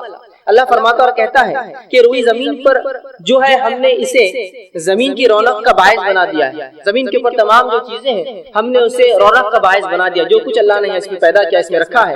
اور آگے فرمایا لیبلوہم ایہم احسن عملا, تاکہ تمہیں آزمائے تم میں کون ہے جو اچھے اعمال کرتا ہے. تو گویا زمین پہ جو کچھ اللہ نے پھیلا رکھا ہے یہ اللہ رب العزت کا ایک ٹیسٹ ہے کہ اللہ فرما رہا ہے کہ ہم نے زمین پہ جو کچھ ہے اس کو زینت بنایا ہے اور اس کے ذریعے ہم تمہارا امتحان لیتے ہیں کہ کون اس پہ اچھے اعمال کرتا ہے. زینت وہ چیز ہوتی ہے جو انسان کی نظروں میں چمکے, جس کی طرح وہ متوجہ ہو, جو وہ کرنا چاہے. تو جو کچھ زمین میں ہے یہ زینت ہے اور اس کے ذریعے اللہ آزماتا ہے کون ہے جو اس کے اندر جو ہے اچھے اعمال کرتا ہے. اللہ نے کیا کچھ دنیا میں نہیں بنایا اور اس کے بعد اس کی منائیاں دے دی کہ یہ حرام ہے اور یہ حلال ہے, اور پھر آزما رہا ہے اب کون ہے جو حرام سے بچتا ہے اور کون حلال کی طرف جاتا ہے اور اچھے اعمال کرتا ہے. تو گویا یہاں بھی جو اللہ فرما رہا ہے کہ دنیا جو اس نے بنائی, تمام چیزیں جو بنائی, یہ بھی ایک قسم کا ٹیسٹ اور آزمائش ایک مومن کے لیے یاد رکھیں. اسی طرح اللہ سبحانہ وتعالی فرماتا ہے سورہ انبیاء سورہ نمبر 21 اس کی آیت نمبر 33 میں اللہ کہتا ہے اور فرماتا ہے وَنَبْلُوَكُمْ بِالشَّرِّ وَالْخَيْرِ فِتْنَةٌ وَإِلَيْنَا تُرْجَعُونَ. اللہ فرماتا اور کہتا ہے ہم بطریق امتحان, ہم بطریق آزمائش تم میں سے ہر ایک کو برائی اور اچھائی سے جو ہے ٹیسٹ کرتے ہیں. ہم بطریق امتحان تم میں سے ہر شخص کو اچھائی دے کر اور برائی دے کر جو ہے جانچتے ہیں, امتحان کرتے ہیں, بھلائی میں مبتلا کرتے ہیں اور تم سب کو ہماری طرف لوٹ کر آنا ہے. تو اس آیت میں اللہ یہ فرما رہا ہے کہ یہ ہمارا طریقہ ہے کہ ہم ایسا ٹیسٹ کرتے ہیں, ایسا امتحان لیتے ہیں لوگوں کو اچھائی دے کر اور برائی دے کر, شر اور خیر دے کر. شر اس اعتبار سے کہ ظاہری طور سے لگے مجھے کہ اگر میں ایمان پر چلوں تو دنیا میں نقصان ہوگا, مجھے لگتا ہے, لیکن اس میں آخرت کے اعتبار سے خیر ہے. یہی اس اعتبار سے کہ اللہ ہمیں خیر دے دیتا ہے اور آزماتا ہے کہ شر کی طرف متوجہ تو گویا اللہ نے جو خیر اور شر دیا ہے یہ دونوں کے ذریعے اللہ رب العزت ہمیں اور آپ کو آزماتا ہے. یاد رکھیے انسانوں کو آزماتا ہے, اس کا اصل مقصد ہی یاد رکھیے انسانوں کی آزمائش. اللہ رب العزت نے اس چیز کو اعلان کر دیا کہ خیر اور شر کے ذریعے اللہ سبحانہ تعالیٰ مجھے اور آپ کو آزماتا ہے. یاد رکھیے تو کسی چیز کا خیر ہونا اس میں کیسی آزمائش ہو سکتی؟ آزمائش یہ ہے کہ اللہ نے بہت ساری نعمتیں دنیا کی دے رکھی ہے, اب جانچنا چاہتا ہے کیا حرمت سے بچتے ہیں یا حرام کاموں میں جو ڈوب جاتے ہیں. اسی طرح کچھ نعمتیں اللہ دنیا کی چھین لیتا ہے اور پھر آزما کے دیکھتا ہے کیا شکر گزار بنتے ہو اللہ یا ناشکری کرتے ہو اس حالت کے اندر. تو گویا خیر اور شر دونوں کے ذریعے اللہ رب العزت میرا اور آپ کا, ہم تمام کا جو ہے امتحان لیتا ہے. اسی طرح جو ہے جب اللہ رب العزت مومنوں کو لیکن آزماتا ہے, ان کا ٹیسٹ لیتا ہے, تو یاد رکھیے اس آزمائش کا بدلہ بھی دیتا ہے. صرف آزمائش ہی نہیں کہ ہمیں صرف ٹیسٹ کیا جائے, آزمایا جائے, بلکہ اس آزمائش کا ہمیں بدلہ ملتا ہے. اور نبی اکرم صلی اللہ علیہ وسلم فرماتے ہیں, صحیح مسلم کی حدیث ہے, بہت زبردست حدیث ہے, یاد رکھیے اس بات کو آپ سمجھیں. حدیث میں جو بیان کی جا رہی ہے تو انشاءاللہ عزیز ہر آدمی جس حالت میں ہے اللہ کا شکر ادا کرے گا اور خوش زندگی گزارے گا, افسوس زدہ نہیں ہوگا, پریشان نہیں ہوگا. جس طرح سے آج ہم چھوٹی چھوٹی مصیبتوں پر پریشان ہوتے ہیں. آئیے سنیے نبی اکرم صلی اللہ علیہ وسلم کیا فرماتے ہیں. آپ صلی اللہ علیہ وسلم ایک مجلس میں بیٹھے تھے, صحابہ آپ کے اطراف تھے, آپ مسکرائے. صحابہ نبی اکرم صلی اللہ علیہ وسلم کو دیکھتے رہے کہ آپ مسکرائے. جب آپ کا مسکرانا ختم ہوا تو اللہ کے رسول نے پوچھا کیا تم مجھ سے پوچھو گے نہیں میں کیوں مسکرائے؟ کیا مجھ سے سوال نہیں کرو گے کہ میں اچانک کیوں مسکرائے؟ تو کہ اللہ کے رسول بتا دیجیے آپ کیوں مسکرائے. تو کہا میں اس لیے مسکرایا, اور آپ نے فرمایا کہ مومن کا معاملہ بڑا عجیب ہے, اس معاملے پہ مجھے مسکرانا آیا, میں ہنس پڑا. یقین اللہ کے رسول صلی اللہ علیہ وسلم خیخے مار کر نہیں ہنستے تھے, صرف مسکراتے تھے. تو کہا وہ مومن کا معاملہ بڑا عجیب ہے, اس معاملے کو سوچ کر میں مسکرایا. کیا معاملہ عجیب ہے؟ مومن کا معاملہ عجیب ہے, اور وہ یہ ہے کہ جب اللہ رب العزت اسے فراوانی دیتا ہے, دنیا کی اچھی زندگی دے دیتا ہے, اولاد دے دیتا ہے, دھن دولت مال دے دیتا ہے, جب اچھی زندگی دیتا ہے تو یہ شکر ادا کرتا ہے, یہ اس کے لیے اچھا ہے. اور جب اللہ اس کو تنگ دستی دیتا ہے, محتاجی دیتا ہے اور دنیا کی زندگی میں کچھ کم کر دیتا ہے تو مومن صبر کرتا ہے, یہ اس کے لیے بہتر ہے. اور یہ دونوں حال میں اس کے لیے خیر ہے کہ اگر اچھائی دے تو شکر کرے, یہ اس کے لیے بہتر, اگر برائی ہو تو صبر کرے, یہ اس کے لیے بہتر. اور یہ معاملہ مومن کے علاوہ کسی اور کا نہیں ہے. اسی تعجب پر میں مسکرایا. اس بات کا مجھے عجیب لگا کہ اللہ مومن کو دونوں حال میں دیتا ہے بدلہ. دیکھیے نا کتنی اچھی بات ہے کہ اگر میں فراوانی میں ہوں, خوشحالی میں ہوں, تب بھی بدلہ پا رہا ہوں, اس کو شکر ادا کر. اور اگر تنگدستی میں ہوں, بدحالی میں ہوں, مصیبتوں میں ہوں, کسی آزمائش میں ہوں, تب میں اللہ کے سامنے صبر کر رہا ہوں, اللہ سے اس کا اجر طلب کر رہا ہوں. یہ معاملہ بھی خیر ہے. گویا مومن کو مصیبت بھی فائدہ دے رہی ہے, مومن کو جو فراوانی فائدہ دے رہی ہے, تنگدستی میں بھی معاملہ جو ہے جس کو میں عام زبان میں کہوں گا کہ چیت بھی اور پٹ دونوں بھی آئے, مومن کی جیت ہے. برے حالات آئے تو بھی اس کو فائدہ, اچھے حالات آئے تو بھی اس کو فائدہ. شکر ادا کرے اچھے حالت میں, اللہ بدلہ دے گا. صبر کرے برے حالت میں, اللہ بدلہ دے گا. تو مومن کا معاملہ عجیب ہے, رسول نے فرمایا. اور یہ معاملہ آپ نے حدیث میں فرمایا صرف اور صرف مومن کا ہے, مومن کے علاوہ یہ معاملہ کسی کا بھی نہیں. یاد رکھیں کسی اور کا نہیں ہے مسئلہ، صرف ہمارا معاملہ ہے جو ایمان کا دعویٰ کرتے ہیں، دونوں حال میں خوش ہوتے ہیں، دونوں حال میں بدلہ پاتے ہیں۔ اسی طرح جامع ترمذی کی روایت ہے، آپ صلی اللہ علیہ وسلم فرماتے ہیں جب مومن کو اللہ آزماتا ہے تو کیا ملتا ہے؟ سنیے، آپ صلی اللہ علیہ وسلم فرماتے ہیں آزمائش مومن پر آتی رہتی ہے،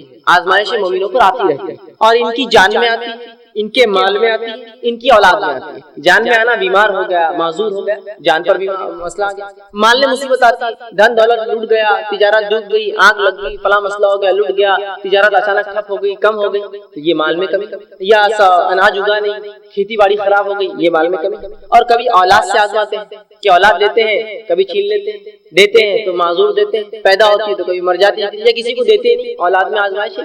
تو مومن کو اللہ رب العزت آزمائشتا ہے، اس کے جان میں، اس کے مال میں، اس کی اولاد میں، اور اللہ کے رسول آگے فرماتے ہیں حتیٰ کہ جب وہ اللہ سے ملتا ہے، اللہ اس کو آزماتے رہتا ہے پوری دنیا میں، حتیٰ کہ جب اپنے رب سے ملتا ہے تو اس پر کوئی گناہ باقی نہیں رہتا، سب کا اس کو دنیا کے اندر اسے گناہوں کا بدلہ مل جاتا ہے۔ سمجھ رہے ہیں بات؟ تو گویا اگر مومن پر کوئی آزمائش آتی ہے تو اس آزمائش کے عوض اس کے گناہ جھڑ جاتے ہیں، گناہ کم ہو جاتے ہیں، اور نبی اکرم صلی اللہ علیہ وسلم نے حدیث میں بیان کر فرمایا اگر مومن کو کانٹا بھی چبھتا ہے تو اس کا بھی اجر لکھا جاتا ہے، اس کے گناہ معاف ہوتے ہیں۔ سبحان اللہ، تکلیف میں اٹھا رہا ہوں، اس کا بھی بدلہ پاتا ہوں۔ آپ ایک مرتبہ باہر نکلے صحابہ کے ساتھ فجر کی نماز کے بعد، ایک جھاڑ تھا سامنے جو سردی کا موسم تھا اور پتے اس کے سوکھ چکے تھے، پتجھڑ تھا۔ آپ آئے، صحابہ آپ کے ساتھ تھے، آپ نے اس جھاڑ کو پکڑ کر ہلایا، جب جھاڑ کو ہلایا تو کچھ پتیاں گرنے لگی جو کہ سوکھ چکی تھی۔ نبی اکرم صلی اللہ علیہ وسلم فرمایا جب تم میں سے کوئی شخص بخار میں مبتلا ہو جاتا ہے، بیمار ہو جاتا ہے، بالخصوص بخار آتا ہے جس تو اس کے گناہ ایسے ہی جھڑتے ہیں جیسے جھاڑ کے پتے میرے ہلانے سے جھڑے ہیں۔ سبحان اللہ، دیکھ تکلیف آزمائش ہے، آزمائش پہ صبر کر رہا ہے تو بدلہ بھی پا رہا ہے، اور اس حد تک بدلہ ملتا ہے کہ جامع ترمذی کی روایت کے مطابق مومن آزمایا جاتا ہے اس کے مال میں، اس کی دولت کے اندر، اس کی جان کے اندر، اس کی اولاد میں، حتیٰ کہ جب اپنے رب سے اس کی ملاقات ہوتی ہے موت کے بعد تو تب گناہوں سے بری ہوتا ہے، گناہوں سے پاک ہوتا ہے۔ اور ظاہر سی بات ہے جب انسان گناہوں سے پاک ہوگا تو اس کا ٹھکانہ میں سمجھتا ہوں سب جانتے ہیں جنت کے علاوہ کچھ نہیں ہو سکتا ہے۔ تو آپ دیکھ رہے ہیں تو گویا آزمانا اللہ کی سنت ہے، اور آزمائش کا مومن کو بدلہ ملتا ہے۔ اچھے اگر حالات ہے تو شکر کرے، برے حالات ہے تو صبر کرے، دونوں حالات میں مومن اس کا بدلہ پاتا ہے۔ اور مومنوں کو جو آزمائشیں آتی ہے وہ ایسا بدلہ دیتی ہے کبھی کبھار کہ وہ اتنا آزمایا جاتا ہے کہ روز قیامت اس پر کوئی گناہ باقی نہیں رہتا، وہ بالکل جو ہے اللہ کے سامنے ایسا حاضر ہوتا ہے کہ وہ جو ہے بالکل گناہوں سے پاک اور جو ہے صاف ہوتا ہے۔ تو گویا مومن پر جو بھی مصیبتیں آفتیں آتی ہیں اللہ رب العزت اس کا بدلہ بھی لیتا ہے۔ اب اللہ رب العزت کس کو آزماتا ہے یہ بات بھی اب جان لیں۔ کبھی کبھار ہوتا ہے اگر کوئی آزمائش میں مبتلا ہو جائے تو ہم کہتے ہیں ہاں بڑا بات کر رہا تھا، دین کی بڑی بات کر رہا تھا، فلاں دیکھو پھنس گئے نا، دیکھو مصیبت آئی نا۔ جب ہمارے جیسے تھے تو اچھی زندگی گزار رہے تھے، خاموخواہ ایمان کی باتیں کر رہے تھے، خاموخواہ اپنے آپ کو مسلمان بتا رہے تھے، تجارت بیٹھ گئی نا، معاملہ ختم ہو گیا نا، فلاں چیز ہو گئی، ان کی نظر لگ گئی، ان کی نظر پڑ گئی، یہ اب تم پہ نظر رکھ رہے، فلاں ہو رہا، یہ ہو رہا، وہ کتنے مسائل لوگ بیان کرتے ہیں۔ اب آئیے سنیے اللہ کس کو آزماتا ہے تو اللہ رب العزت یاد رکھے صرف انہی کو آزماتا ہے جن سے وہ محبت کرتا ہے۔ اللہ انہی کو آزماتا ہے جن سے وہ محبت کرتا ہے۔ اس لیے تو صحابہ چاہتے تھے کہ جب ان کو آزمائش نہیں ہوئی تو کیوں نہیں ہوئی ہماری آزمائش، کہ بدلہ تو نہیں مل جا رہا آخرت کا، اس لیے تو سوچتے تھے، اس لیے کہ وہ جانتے تھے اللہ جن سے محبت کرتا ہے آزماتا ہے۔ آئیے دلیل میں آپ کو دیتا ہوں، جامع ترمذی کی روایت جو میں نے آپ کے سامنے دو حدیثیں جو ہے تلاوت کی، اس میں پہلی حدیث تھی جامع ترمذی کی روایت ہے، نبی اکرم صلی اللہ علیہ وسلم فرماتے کہتے ہیں ان اللہ تعالی اذا احب قوما ابتلاهم، جب اللہ کسی قوم سے محبت کرتا ہے، کچھ لوگوں سے جب اللہ محبت کرتا ہے تو انہیں مصیبت میں ڈال دیتا ہے، مبتلا کرتا ہے، آزماتا ہے انہیں۔ اب چاہے یہ معاملہ فرد کا بھی ہو سکتا ہے، چاہے یہ معاملہ قوم کا بھی ہو سکتا ہے، چاہے معاملہ جماعت کا ہو سکتا ہے، تو جب بھی اللہ رب العزت محبت کرتا ہے کسی قوم سے اسے آزماتا ہے، اسے مبتلا کر دیتا ہے۔ دوسری حدیث بخاری کی، صحیح بخاری کی، جس میں نبی اکرم صلی اللہ علیہ وسلم فرمایا، سنیے اس حدیث کے الفاظ کا ہے من یرید اللہ بہ خیرا، جب اللہ کسی کے لیے بھلائی چاہتا ہے، ہم تو سمجھتے ہیں آزمائش تو برائی کی وجہ سے آتی ہے، سنیے من یرید اللہ بہ خیرا، جب اللہ کسی کو خیر دینا چاہتا ہے، اچھائی بخشنا چاہتا ہے، تصب من، اس کو مصیبت میں ڈال دیتا ہے۔ اس لیے کہ جب مومن مصیبت میں آتا ہے تو مصیبت کا اس کو بدلہ ملتا ہے، تو جب اللہ کسی مومن کے لیے خیر چاہتا ہے اسے مصیبت میں ڈال دیتا ہے، اور مصیبت میں مومن پڑھ کر اگر صبر کرتا ہے تو اس کا بدلہ پاتا ہے، اور اتنا بدلہ پاتا ہے صبر کے مطابق کہ آخرت میں جب رب کے پاس حاضر ہوں گا تو کوئی گناہ اس پہ باقی نہیں رہے گا۔ تو اللہ جس سے ناراض ہوتا ہے ان کو تو عذاب دیتا ہے، آزماتا، آزمائش اور عذاب الگ چیز ہوتی ہے، ان کو تو عذاب آتا ہے، زلزلے آتے ہیں، طوفان آتے ہیں اور پتہ نہیں کیا کیا ہوتا ہے، لیکن جب کسی قوم کو وہ محبت کرتا ہے تو ان کو مبتلا کرتا ہے، ان کو آزماتا ہے کچھ چیزوں سے. جیسا کہ اگر میں دعویٰ کروں میں ایمان لایا تو اللہ آزماتا پھر بیماری دے کر، کئی بیماری میں شرک تو نہیں کرتا ہی کہ تو دعویٰ کیا مجھ پر توحید کا، ایک اللہ کو ماننے کا، اب بیماری دو اس کو دیکھتے ہیں شرک کرتا ہے کیا، اولاد مت دو اس کو دیکھتے ہیں یہ کسی اور کے در پر تو نہیں جاتا اور جھکتا ہے، چلو آزماؤ، اب اس نے دعویٰ کیا نا ایمان کا. تو یہ ابتلا مبتلا یہ آزمائش ہے، وہ عذاب ہوتا ہے جس میں لوگ ہلاک اور برباد ہو جاتے ہیں. تو یہاں اللہ کے رسول نے بیان کر دیا کہ نبی اکرم صلی اللہ علیہ وسلم نے بیان کر دیا کہ جن لوگوں کو اللہ محبت کرتا ہے انہی کو ابتلا کرتا ہے، انہی کو جو ہے مصیبت دیتا ہے. اب جو ہے اللہ رب العزت کس کو کتنا آزماتا ہے، یاد رکھیے ہر شخص کو اللہ رب العزت اتنا ہی آزماتا ہے جتنا اس کا ایمان ہوتا ہے اور جتنی اس کی طاقت ہوتی ہے. دونوں باتیں، جتنا ایمان میں انسان بلند ہوگا اس کی آزمائش اتنی زیادہ ہوگی. یہ بات یاد رکھیے، جتنا ایمان میں بلند ہوگا آزمائش اتنی زیادہ. اسی لیے انسانوں میں سب سے زیادہ جو آزمائے جاتے ہیں وہ کون ہے؟ وہ انبیاء علیہ الصلوۃ والسلام، اس لیے کہ ان کا ایمان سب سے اونچا ہوتا ہے، آزمائش ان کی سب سے زیادہ ہوتی ہے. اس کے بعد ان کے اصحاب جو ان پر ایمان لایا، اس کے بعد جو ان کے طریقے پہ چلا، اور جو اس کے بعد اور جو اس کے بعد. تو اللہ رب العزت جو ایمان کے مطابق ایک انسان کو آزماتا ہے، جس کے تعلق سے ابن ماجہ کی روایت ہے، سنن ابن ماجہ کی روایت ہے. نبی اکرم صلی اللہ علیہ وسلم فرماتے، دیکھیں آپ نے کتنی پیاری بات فرمائی اور کہا سب سے زیادہ جو انسانوں میں آزمائے جاتے ہیں وہ انبیاء ہیں. سب سے زیادہ انسانوں میں جو آزمائے جاتے ہیں وہ انبیاء ہے، اس لیے کہ انبیاء ایمان میں سب سے زیادہ ہوتے ہیں اور ان کا ایمان صرف بلند اور بلند ہوتا ہے. انبیاء کی ایمان کی خصوصیت یہ صرف بلند ہوتا ہے، بڑھتا ہی رہتا ہے. صحابہ کی ایمان کی خصوصیت یہ کہ ایک حد تک جا کے رک جاتا ہے. عام لوگوں کی، ہم لوگوں کی ایمان کی خصوصیت یہ کہ چڑھتا اور کم ہوتا ہے، اترتا ہے اور چڑھتا ہے، زیادہ اور کم ہوتا رہتا ہے. تو فرمایا سب سے زیادہ جو لوگوں میں آزمائے جاتے ہیں وہ انبیاء ہے، وہ ہماری جماعت ہے، انبیاء کی جماعت ہے. اس کے بعد آپ صلی اللہ علیہ وسلم فرمایا اس کے بعد دوسرے لوگ جو آزمائے جاتے ہیں وہ ہے جو علماء حق ہوتے ہیں، جو انبیاء کے وارث ہوتے ہیں اور حق کی بات، نبیوں کی بات انسانوں تک پہنچاتے ہیں. یہ دوسرے لوگ ہیں جو سب سے زیادہ آزمائے جاتے ہیں، علماء حق. اور پھر آپ صلی اللہ علیہ وسلم نے آگے فرمایا اور کہا کہ ان میں سے کچھ لوگ مطلب انبیاء اور علماء، اور پھر فرمایا پھر اس کے بعد صالحین، نیکوکار، جو صالح لوگ ہوتے ہیں، اچھے لوگ ہوتے ہیں، نیکوکار ہوتے ہیں، یہ تیسرے نمبر پہ آزمائے جاتے ہیں. تو پہلے نمبر پہ انبیاء، دوسرے نمبر پہ علماء حق، تیسرے پہ صالحین. اور فرمایا ان میں سے کچھ ایسے بھی تھے، انبیاء میں سے، علماء حق میں سے، صالحین میں سے ایسے بھی تھے کہ اللہ نے اتنا کڑا آزمایا، ایسی بیماریوں میں ان کو ڈالا کہ ان کے جسم کے اندر ان بیماریوں کی وجہ سے کیڑے پڑ جاتے تھے. اگر آج کے دور میں کسی انسان کو میں دیکھوں جس کی جسم میں کیڑے پڑ جاتے، میں کہوں گا یہ تو بڑا بدبخت ہوگا، غلیظ ہوگا، پتہ نہیں کیا کیا کیا ہوگا. میں یہ نہیں سوچوں گا اس کی آزمائش ہے ایمان کے مطابق، وہ آزمائش ہے اس کی. تو کہا کچھ ایسے تھے انبیاء اور ایسے صالحین گزرے ہیں، ایسے علماء گزرے ہیں جن کو اللہ نے ایسا آزمایا کہ جسم میں بیماری دے دی جس سے ان کے جسم میں کیڑے پڑ گئے. اور فرمایا اس کے بعد اور کچھ کو ایسے آزمایا کہ اتنی غربت دی، جسم سے پہلے آزمایا کیڑے پڑ گئے، ایسی غربت دی کہ پہننے کو ٹاٹ کے کپڑے ہوتے تھے. ٹاٹ جو سب سے بدترین، سب سے کھدڑ، سب سے موٹا کپڑا ہوتا ہے جو کوئی پہنتا نہیں ہے، ہوتا ہے نا موٹا کپڑا. تو اتنے غریب تھے مالی اعتبار سے کہ ٹاٹ پہنا کرتے تھے، کپڑے بھی نصیب نہیں ہوتے تھے، ٹاٹ پہنا کرتے تھے. اور کچھ تو ایسے تھے، ان میں رسول اللہ صلی اللہ علیہ وسلم فرماتے ہیں کہ جو کچھ غریب اتنے کہ ٹاٹ کا کپڑا پہنتے تھے، لیکن وہ اس حالت میں انبیاء، علماء اور صالحین اس حالت میں اتنے خوش تھے جتنے تم اچھی حالت میں بھی خوش نہیں رہتے ہو. یہ انبیاء، صالحین، علماء ایسی حالت میں جب جسم میں کیڑے پڑ گئے ہیں، پہننے غربت سے کپڑے تک نہیں ہیں، اتنے خوش تھے کہ تم مست حالت میں، اچھی حالت میں بھی جتنے خوش نہیں ہوتے ہو، یہ اس سے زیادہ خوش تھے یہ لوگ. تو پتا چلا انبیاء علیہ الصلوۃ والسلام، علماء حق اور نیکوکاروں کا اللہ آزماتا ہے، اور یہ آزمائش میں ان کے لیے مزہ ہے، لطف ہے. اس لیے کہ رسول اللہ نے بیان کر دیا تم جتنے اچھی حالت میں خوش نہیں ہوتے ہو، یہ اس سے زیادہ اس حالت میں خوش تھے جب انہیں اللہ رب العزت نے آزمایا. تو آزمائش یاد رکھیے اللہ انہی کے ساتھ کرتا ہے جن سے محبت کرتا ہے. ہر آزمائش کے بدلے بدلہ انسان کو بدلہ ملتا ہے، اجر ملتا ہے، اور جتنا زیادہ ایمان اتنی زیادہ آزمائش اور اتنا زیادہ بدلہ بھی ملتا ہے. جیسے کہ نبیوں میں جن کو اللہ نے بیماری سے آزمایا، ان میں ایوب علیہ السلام ایک بہت زبردست مثال ہے. نبی اکرم صلی اللہ علیہ وسلم فرماتے ہیں ایوب علیہ السلام 18 سال بیمار رہے، اس حد تک بیمار ہوئے کہ جسم سڑ چکا تھا بیماری سے، اور تمام خاندان کے افراد بھاگ دیتے چھوڑ کر سوائے بیوی کے اور 2 رشتہ داروں کے جو روزانہ یا کبھی کبھار آ کر ملا کرتے تھے، باقی سب بھاگ دیتے چھوڑ. جب 18 سال گزر گئے تو وہ جو 2 لوگ ملنے آیا کرتے تھے ان کو شک ہوا، اور دونوں نے ایک دوسرے سے کہا کہیں ایوب نے کوئی بہت بڑا گناہ تو نہیں کیا جو اللہ اتنا اس کو آزما رہا ہے؟ کہ 18 سال سے اس کی بیماری کو شفا نہیں ملتی ہے، وہ بیمار ہے، غربت آ گئی، اس کی اولاد مر گئی، اس کا سب کچھ لٹ گیا اور اس کا جسم تک خراب ہو گیا اور سڑ گیا، تو کہیں ایوب نے کوئی گناہ تو نہیں کیا جو اللہ اس کو اتنا آزما رہا ہے، اتنے تکلیف دے رہا ہے؟ بہرحال وہ یہ بات کرتے ہوئے آ ہی رہے تھے۔ رسول اللہ فرماتے کہ ایوب علیہ السلام جو ہے بیت الخلاء کے لیے گئے، ان کی بیوی ان کے ساتھ، جب وہ گئے تو اللہ نے 18 سال بعد ان کی بیماری سے شفا دے دی، شفا یاب ہو گئے، نئی جسم دے دی اور جوان بنا دیا انہیں۔ جب وہ جوان ہو کر بیت الخلاء سے واپس آئے تو ان کی بیوی نے ان کو پہچانا نہیں تھی، تو ان سے پوچھا کہ کیا تم نے اللہ کے نبی ایوب جو بیمار ہے اس کو دیکھا ہے؟ اور دیکھنے دکھانے میں ایوب بالکل تمہارے جیسا دکھتا تھا جب جوان تھا، حالانکہ وہ خود ایوب علیہ السلام نے۔ تو دیکھیے 18 سال ایوب علیہ السلام کو اللہ رب العزت نے جسمانی بیماریوں سے، مال کی کمی سے، اولاد کی کمی سے آزمایا۔ تو اللہ جن لوگوں کو آزماتا ہے یاد رکھیے ان سے اللہ محبت کرتا ہے، اس لیے آزماتا ہے، اور جتنی آزمائش زیادہ ہوتی ہے اللہ رب العزت اتنا زیادہ انسانوں کو اس آزمائش کے بدلے میں جو ہے بدلہ دیتا ہے، اجر دیتا ہے اور ثواب پہنچاتا ہے۔ کہ اللہ رب العزت جو ہے کتنا آزماتا ہے لوگوں کو، کیا ایسا تو نہیں اللہ مجھے اتنا آزمائے گا کہ میں جس کو برداشت نہ کر سکوں؟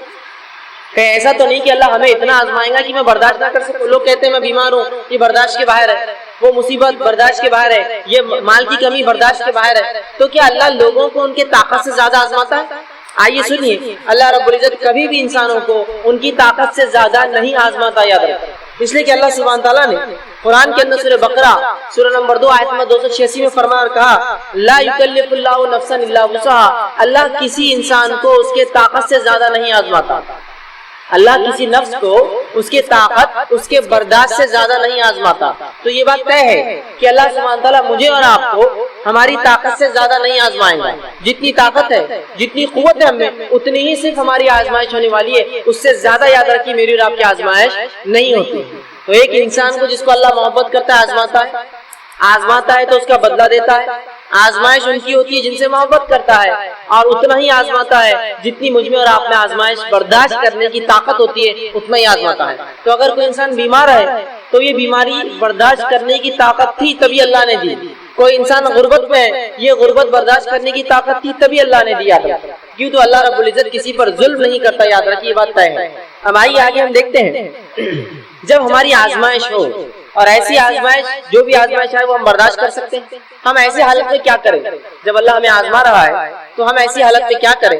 تو سب سے پہلی چیز، جب بھی آزمائش آئے ہمیں صبر کرنا چاہیے، اور اللہ سے توقع رکھنی چاہیے کہ اس آزمائش کے بدلے اللہ ضرور بھی ضرور ہمیں بدلہ دے گا، بہترین اجر دے گا۔ جب بھی ہم پر آزمائش آئے تو ایک مومن کا کام ہے 2 کام کرے، پہلا صبر کرے اور دوسرا اللہ سے امید کرے کہ اللہ رب العزت اس آزمائش کے بدلے مجھے اور آپ کو اجر دینے والا یاد ہے۔ آئیے اس کے تعلق سے سنن نسائی کی حدیث ہے، نبی اکرم صلی اللہ علیہ وسلم فرماتے ہیں کہ اللہ رب العزت نبی اکرم فرماتے ہیں کہ جب اللہ کسی مومن بندے سے کوئی چہیتی چیز اس کی چھین لیتا ہے، جب اللہ کسی مومن بندے سے اس کی چہیتی چیز چھین لیتا ہے، محبت والی چیز جس کو وہ چاہتا ہے، جس کو پسند کرتا ہے، اگر اللہ رب العزت ایسی کوئی چیز چھین لیتا ہے اور اس پر وہ صبر کرتا ہے، یہ نہیں کرتا ہے کہ اللہ میرے گھر ملا تھا کیا، میری اولاد ملی تھی کیا، میں ہی ملا تھا کیا، یہ نہیں، صبر کرتا ہے کہ جو اللہ نے کرنا تھا کیا، میں صبر کرتا ہوں، اور صبر کرتا ہے اور اجر طلب کرتا ہے اللہ مجھے اس کا بدلہ دے اس نقصان کا، تو رسول اللہ فرماتے ہیں تو اس شخص کا بدلہ سوائے جنت کے اور کچھ بھی نہیں ہوتا ہے۔ جب ایک اللہ کسی کو آزماتا ہے، اس آزمائش پہ صبر کرتا ہے، اللہ سے توقع کرتا ہے اللہ اس آزمائش کا مجھے بدلہ دے، تو رسول اللہ صلی اللہ علیہ وسلم فرماتے ہیں ایسے شخص کو سوائے جنت کے اللہ کچھ نہیں دیتا۔ مطلب آزمائش میں جب آدمی صبر کرتا ہے تو اللہ اس کو جنت اس کے بدلے میں عطا کرتا ہے۔ یہ حدیث بالکل واضح ہے کہ جب اللہ کسی چہیتی چیز کو چھین کر آزماتا ہے اور انسان صبر کرتا ہے اور اللہ رب العزت اجر طلب کرتا ہے تو اللہ رب العزت اس کو اجر دیتا ہے، اور اللہ سبحانہ تعالیٰ کا وہ اجر جو صبر کرنے پر ہے سوائے جنت کی اور کچھ بھی نہیں ہوتا، یاد رکھیں۔ تو اب دیکھیے جو باتیں ہم نے اب تک دیکھی وہ یہ کہ اللہ محبت کرنے والوں کو آزماتا ہے، اتنا ہی آزماتا ہے جتنی طاقت ہو، اور جب آزماتا ہے تو میرا اور آپ کا کام ہے ہم صبر کریں اور اللہ سے امید کی توقع کریں، یاد رکھیں، بے صبرے نہ ہو، نہ شکرے نہ ہو، یہ نہ کہے کہ اللہ میرا ہی گھر ملا تھا کیا، ہم ہی ملے تھے کیا، بلکہ یوں کہے کہ اللہ تو نے آزمائش دی ہے، اب تو ہی صبر عطا کر اور اس کا اچھا مجھے بدلا دے۔ اگر ایسا معاملہ اگر ہو جائے مومن کا تو دیکھیے اس کے لیے اچھے حالات بھی خیر ثواب کا باعث، برے حالات بھی خیر ثواب کا باعث بن جاتے ہیں۔ اب آئیے ایک بنیادی سوال، اللہ کیوں آزماتا ہے؟ اللہ کیوں آزماتا ہے؟ کسی کو آزماتا ہے، بدلہ دیتا ہے، فائدہ سب ہوتی ہے، آزماتا کیوں ہے؟ بنیادی چیز تو میں ایک مثال دے کر اس بات کو آگے بڑھانے کی کوشش کروں گا کہ اگر آپ مجھ پر اعتماد کرتے ہیں، بھروسہ کرتے، سمجھ لیجیے میری شخصیت پر آپ اعتماد کرتے اور بھروسہ کرتے ہیں، میں کسی دن آپ کے گھر پر آیا اور آ کر کہا کہ یہ ایک پیلی سی چیز لایا، ایک ٹکڑا ہے پیلا، اور کہا کہ یہ 1 تولے کا ہے، مجھے کوئی ضرورت ہے، آپ اس سونے کو رکھ لیجئے اور اس کے بدلے مجھے پیسہ دے دیجیے، تو کیا آپ مجھے پیسہ دے دیں گے وہ چیز رکھ کر آپ کے پاس؟ اگر آپ میں سے کچھ لوگ یہ کر سکتے ہیں تو ہاتھ اٹھائیے، میں کل آپ کے گھر آ جاؤں گا پیلا ٹکڑا لے کر اور اس کے بدلے میں پیسہ لے لوں گا۔ آپ کہیں گے ٹھیک ہے آپ کی شخصیت تو بڑا اعتماد ہے، لیکن تھوڑا جانچ لیں گے کہ سونا ہے یا نہیں، پرکھنا ضروری ہے نا۔ آپ کی شخصیت ٹھیک ہے، آپ پر اعتماد ہے، آپ بہت اچھے ہیں، لیکن جانچنا ضروری بھی تو ہے، جو چیز آپ دے رہے ہیں کیا وہ درست ہے، وہ صحیح ہے؟ اب آئیے ہم یہ جو بات جاننے کی کوشش کرتے ہیں کہ اللہ رب العزت جو ہے کیوں آزماتا ہے، تو بہرحال اس کے لیے ایک مثال دے کر اپنی بات میں سمجھانے کی کوشش کروں گا کہ اگر کوئی شخص میرے اور آپ کے پاس کوئی ایسی چیز لاتا ہے جو سونے جیسی دکھتی ہو، چاہے وہ شخص کتنا ہی اعتبار کا انسان ہو، آپ چاہے کتنا ہی معتبر سمجھے، کتنا ہی اس پر بھروسہ کرے، وہ چیز اس سے آپ جب تک قبول نہیں کرتے جب تک اسے آزما نہیں لیتے کہ واقعی میں وہ چیز جو دے رہا ہے رنگت میں تو پیلی ہے لیکن وہ اصل میں سونا ہے یا نہیں ہے، چاہے وہ شخص بڑا اعتبار کا انسان ہو، بہت معتبر ہو، آپ اس کی بزرگی کی تعریف کرے، جو بھی ہو، لیکن بغیر آزمائے کہ وہ سونا، آپ وہ چیز جو پیلی کہلاتی ہے سونا سمجھ کر نہیں لیتے۔ اسی طرح جب میں اور آپ ایمان کا دعویٰ کرتے ہیں تو اللہ رب العزت بھی آزماتا ہے، آزما کر دیکھتا ہے کیا واقعی میں ایمان میں کھرے یا کھوٹے ہیں، جس کے تعلق سے اللہ سبحانہ تعالیٰ نے قرآن کی ویسے تو کئی آیتوں میں بات بیان کی، میں انشاءاللہ آپ کے سامنے ان آیتوں میں سے 2 آیتیں بالخصوص رکھنے کی کوشش کروں گا جس میں اللہ رب العزت نے بہت زبردست انداز سے یہ سمجھایا کہ اللہ کیوں آزماتا ہے۔ آئیے پہلی آیت سورہ عنکبوت سورہ نمبر 29 اس کی آیت نمبر 2 اور 3 میں اللہ فرماتا اور کہتا ہے، اللہ فرماتا ہے الف لام میم احسب الناس ان یترکوا ان یقولوا آمنا وهم لا یفتنون وَلَقَدْ فَتَنَ الَّذِينَ مِنْ قَبْلِهِمْ فَلَيَعْلَمَنَّ اللَّهُ الَّذِينَ صَدَقُوا وَلَيَعْلَمَنَّ الَّذِينَ الْكَاذِبِينَ کہ اللہ فرماتا ہے، دیکھیے آیت میں کیا کہتا ہے، الف لام میم احسب الناس، کیا لوگ یہ گمان کرتے ہیں، کیا لوگ ایسا سوچتے ہیں، کیا یہ ان کی سوچ ہے، ان یترکوا ان یقولوا آمنا وهم لا یفتنون کہ صرف وہ یہ کہہ دیں گے کہ ہم ایمان والے ہیں تو انہیں آزمائے نہیں جائیں گے؟ کیا لوگ یہ توقع کر رہے ہیں، احسب الناس، ان کا ایسا گمان ہے، ایسا سوچ رہے ہیں کہ صرف ان کے ایمان لانے کے دعوے پہ ہم ان کو چھوڑ دیں گے بغیر آزمائے کی؟ اللہ دیکھیں وَلَقَدْ فَتَنَ الَّذِينَ مِنْ قَبْلِهِمْ، حالانکہ ہم نے تو ان سے پہلوں کو بھی آزمایا، مصیبتوں میں آزمایا، اس کی وجہ فَلَيَعْلَمَنَّ اللَّهُ الَّذِينَ صَدَقُوا، تاکہ اس آزمائش کے ذریعے جان لے کون ہے جو تم میں سے اپنے دعوے میں سچا ایمان کے، وَلَيَعْلَمَنَّ الَّذِينَ الْكَاذِبِينَ، اور جان لے تم میں سے کون ہے جو جھوٹا ہے اپنے دعوے میں۔ تو اس آیت میں اللہ نے دیکھ کتنی زبردست اور پیاری وضاحت کر دی، کیا لوگ یہ سوچتے ہیں کہ صرف ایمان لانے کے دعوے پر وہ چھوڑ دی جائیں گے بنا آزمائش کے، جبکہ ہم نے تم سے پچھلوں کو آزمایا تاکہ جان لے کون ہے جو ایمان کے دعوے میں سچا ہے اور جان لے کون اپنے دعوے میں جھوٹا ہے۔ تو اللہ رب العزت آزماتا اس لیے تاکہ پرکھے ہم میں کون سچا ہے اور کون جھوٹا ہے۔ آئیے اسی طرح اللہ سبحانہ تعالیٰ سورہ بقرہ سورہ نمبر 2 آیت نمبر 214 میں یہی بات بیان کرتا اور کہتا اور فرماتا ہے، ام حسبتم ان تدخلوا الجنۃ ولما یاتکم مثل الذین خلوا من قبلکم، کیا تم یہ سوچتے ہو کہ تم صرف یہ کہہ دینے پر جنت میں چلے جاؤں گے کہ ہم ایمان لائے جبکہ ہم نے تمہیں پچھلے لوگوں کے جیسا بھی آزمایا نہیں؟ کیا تم یہ سوچ بیٹھے ہو ام حسبتم ان تدخلوا الجنۃ، کیا تم یہ سوچتے ہو کہ جنت میں تم یوں ہی چلے جاؤ گے؟ ولما یاتکم مثل الذین خلوا من قبلکم، جبکہ ہم نے ابھی تمہیں پچھلوں کے جیسا کہاں آزمایا؟ پچھلے لوگ جب ایمان لاتے ہم انہیں آزماتے، تو کیا تم یہ سمجھتے ہو اے صحابہ، یہ آیت صحابہ کے لیے آئی تھی، کیا تم سمجھتے ہو کہ محمد صلی اللہ علیہ وسلم پر ایمان لانے کا بس دعویٰ کرو گے اور جنت میں چلے جاؤں گے، جبکہ ہم نے ابھی پچھلوں کے جیسا کہاں آزمایا تم کو؟ آگے فرمایا مستهم البأساء والضراء، اور انہیں ہم بیماریوں سے آزماتے تھے اور مصیبتوں میں ہم نے ان کو ڈال کر انہیں آزمایا، اور کیسا آزمایا؟ ذراء وزلزلوا حتى يقول الرسول والذين معه متى نصر الله، اتنا آزمایا، ایسا جھنجھوڑا، اتنا جھنجھوڑا کہ پکار اٹھے ان کے انبیاء اور رسول، حتیٰ یقول الرسول والذین آمنوا معه، حتیٰ کہ ان کے انبیاء اور ایمان والے پکار اٹھے متى نصر اللہ، اللہ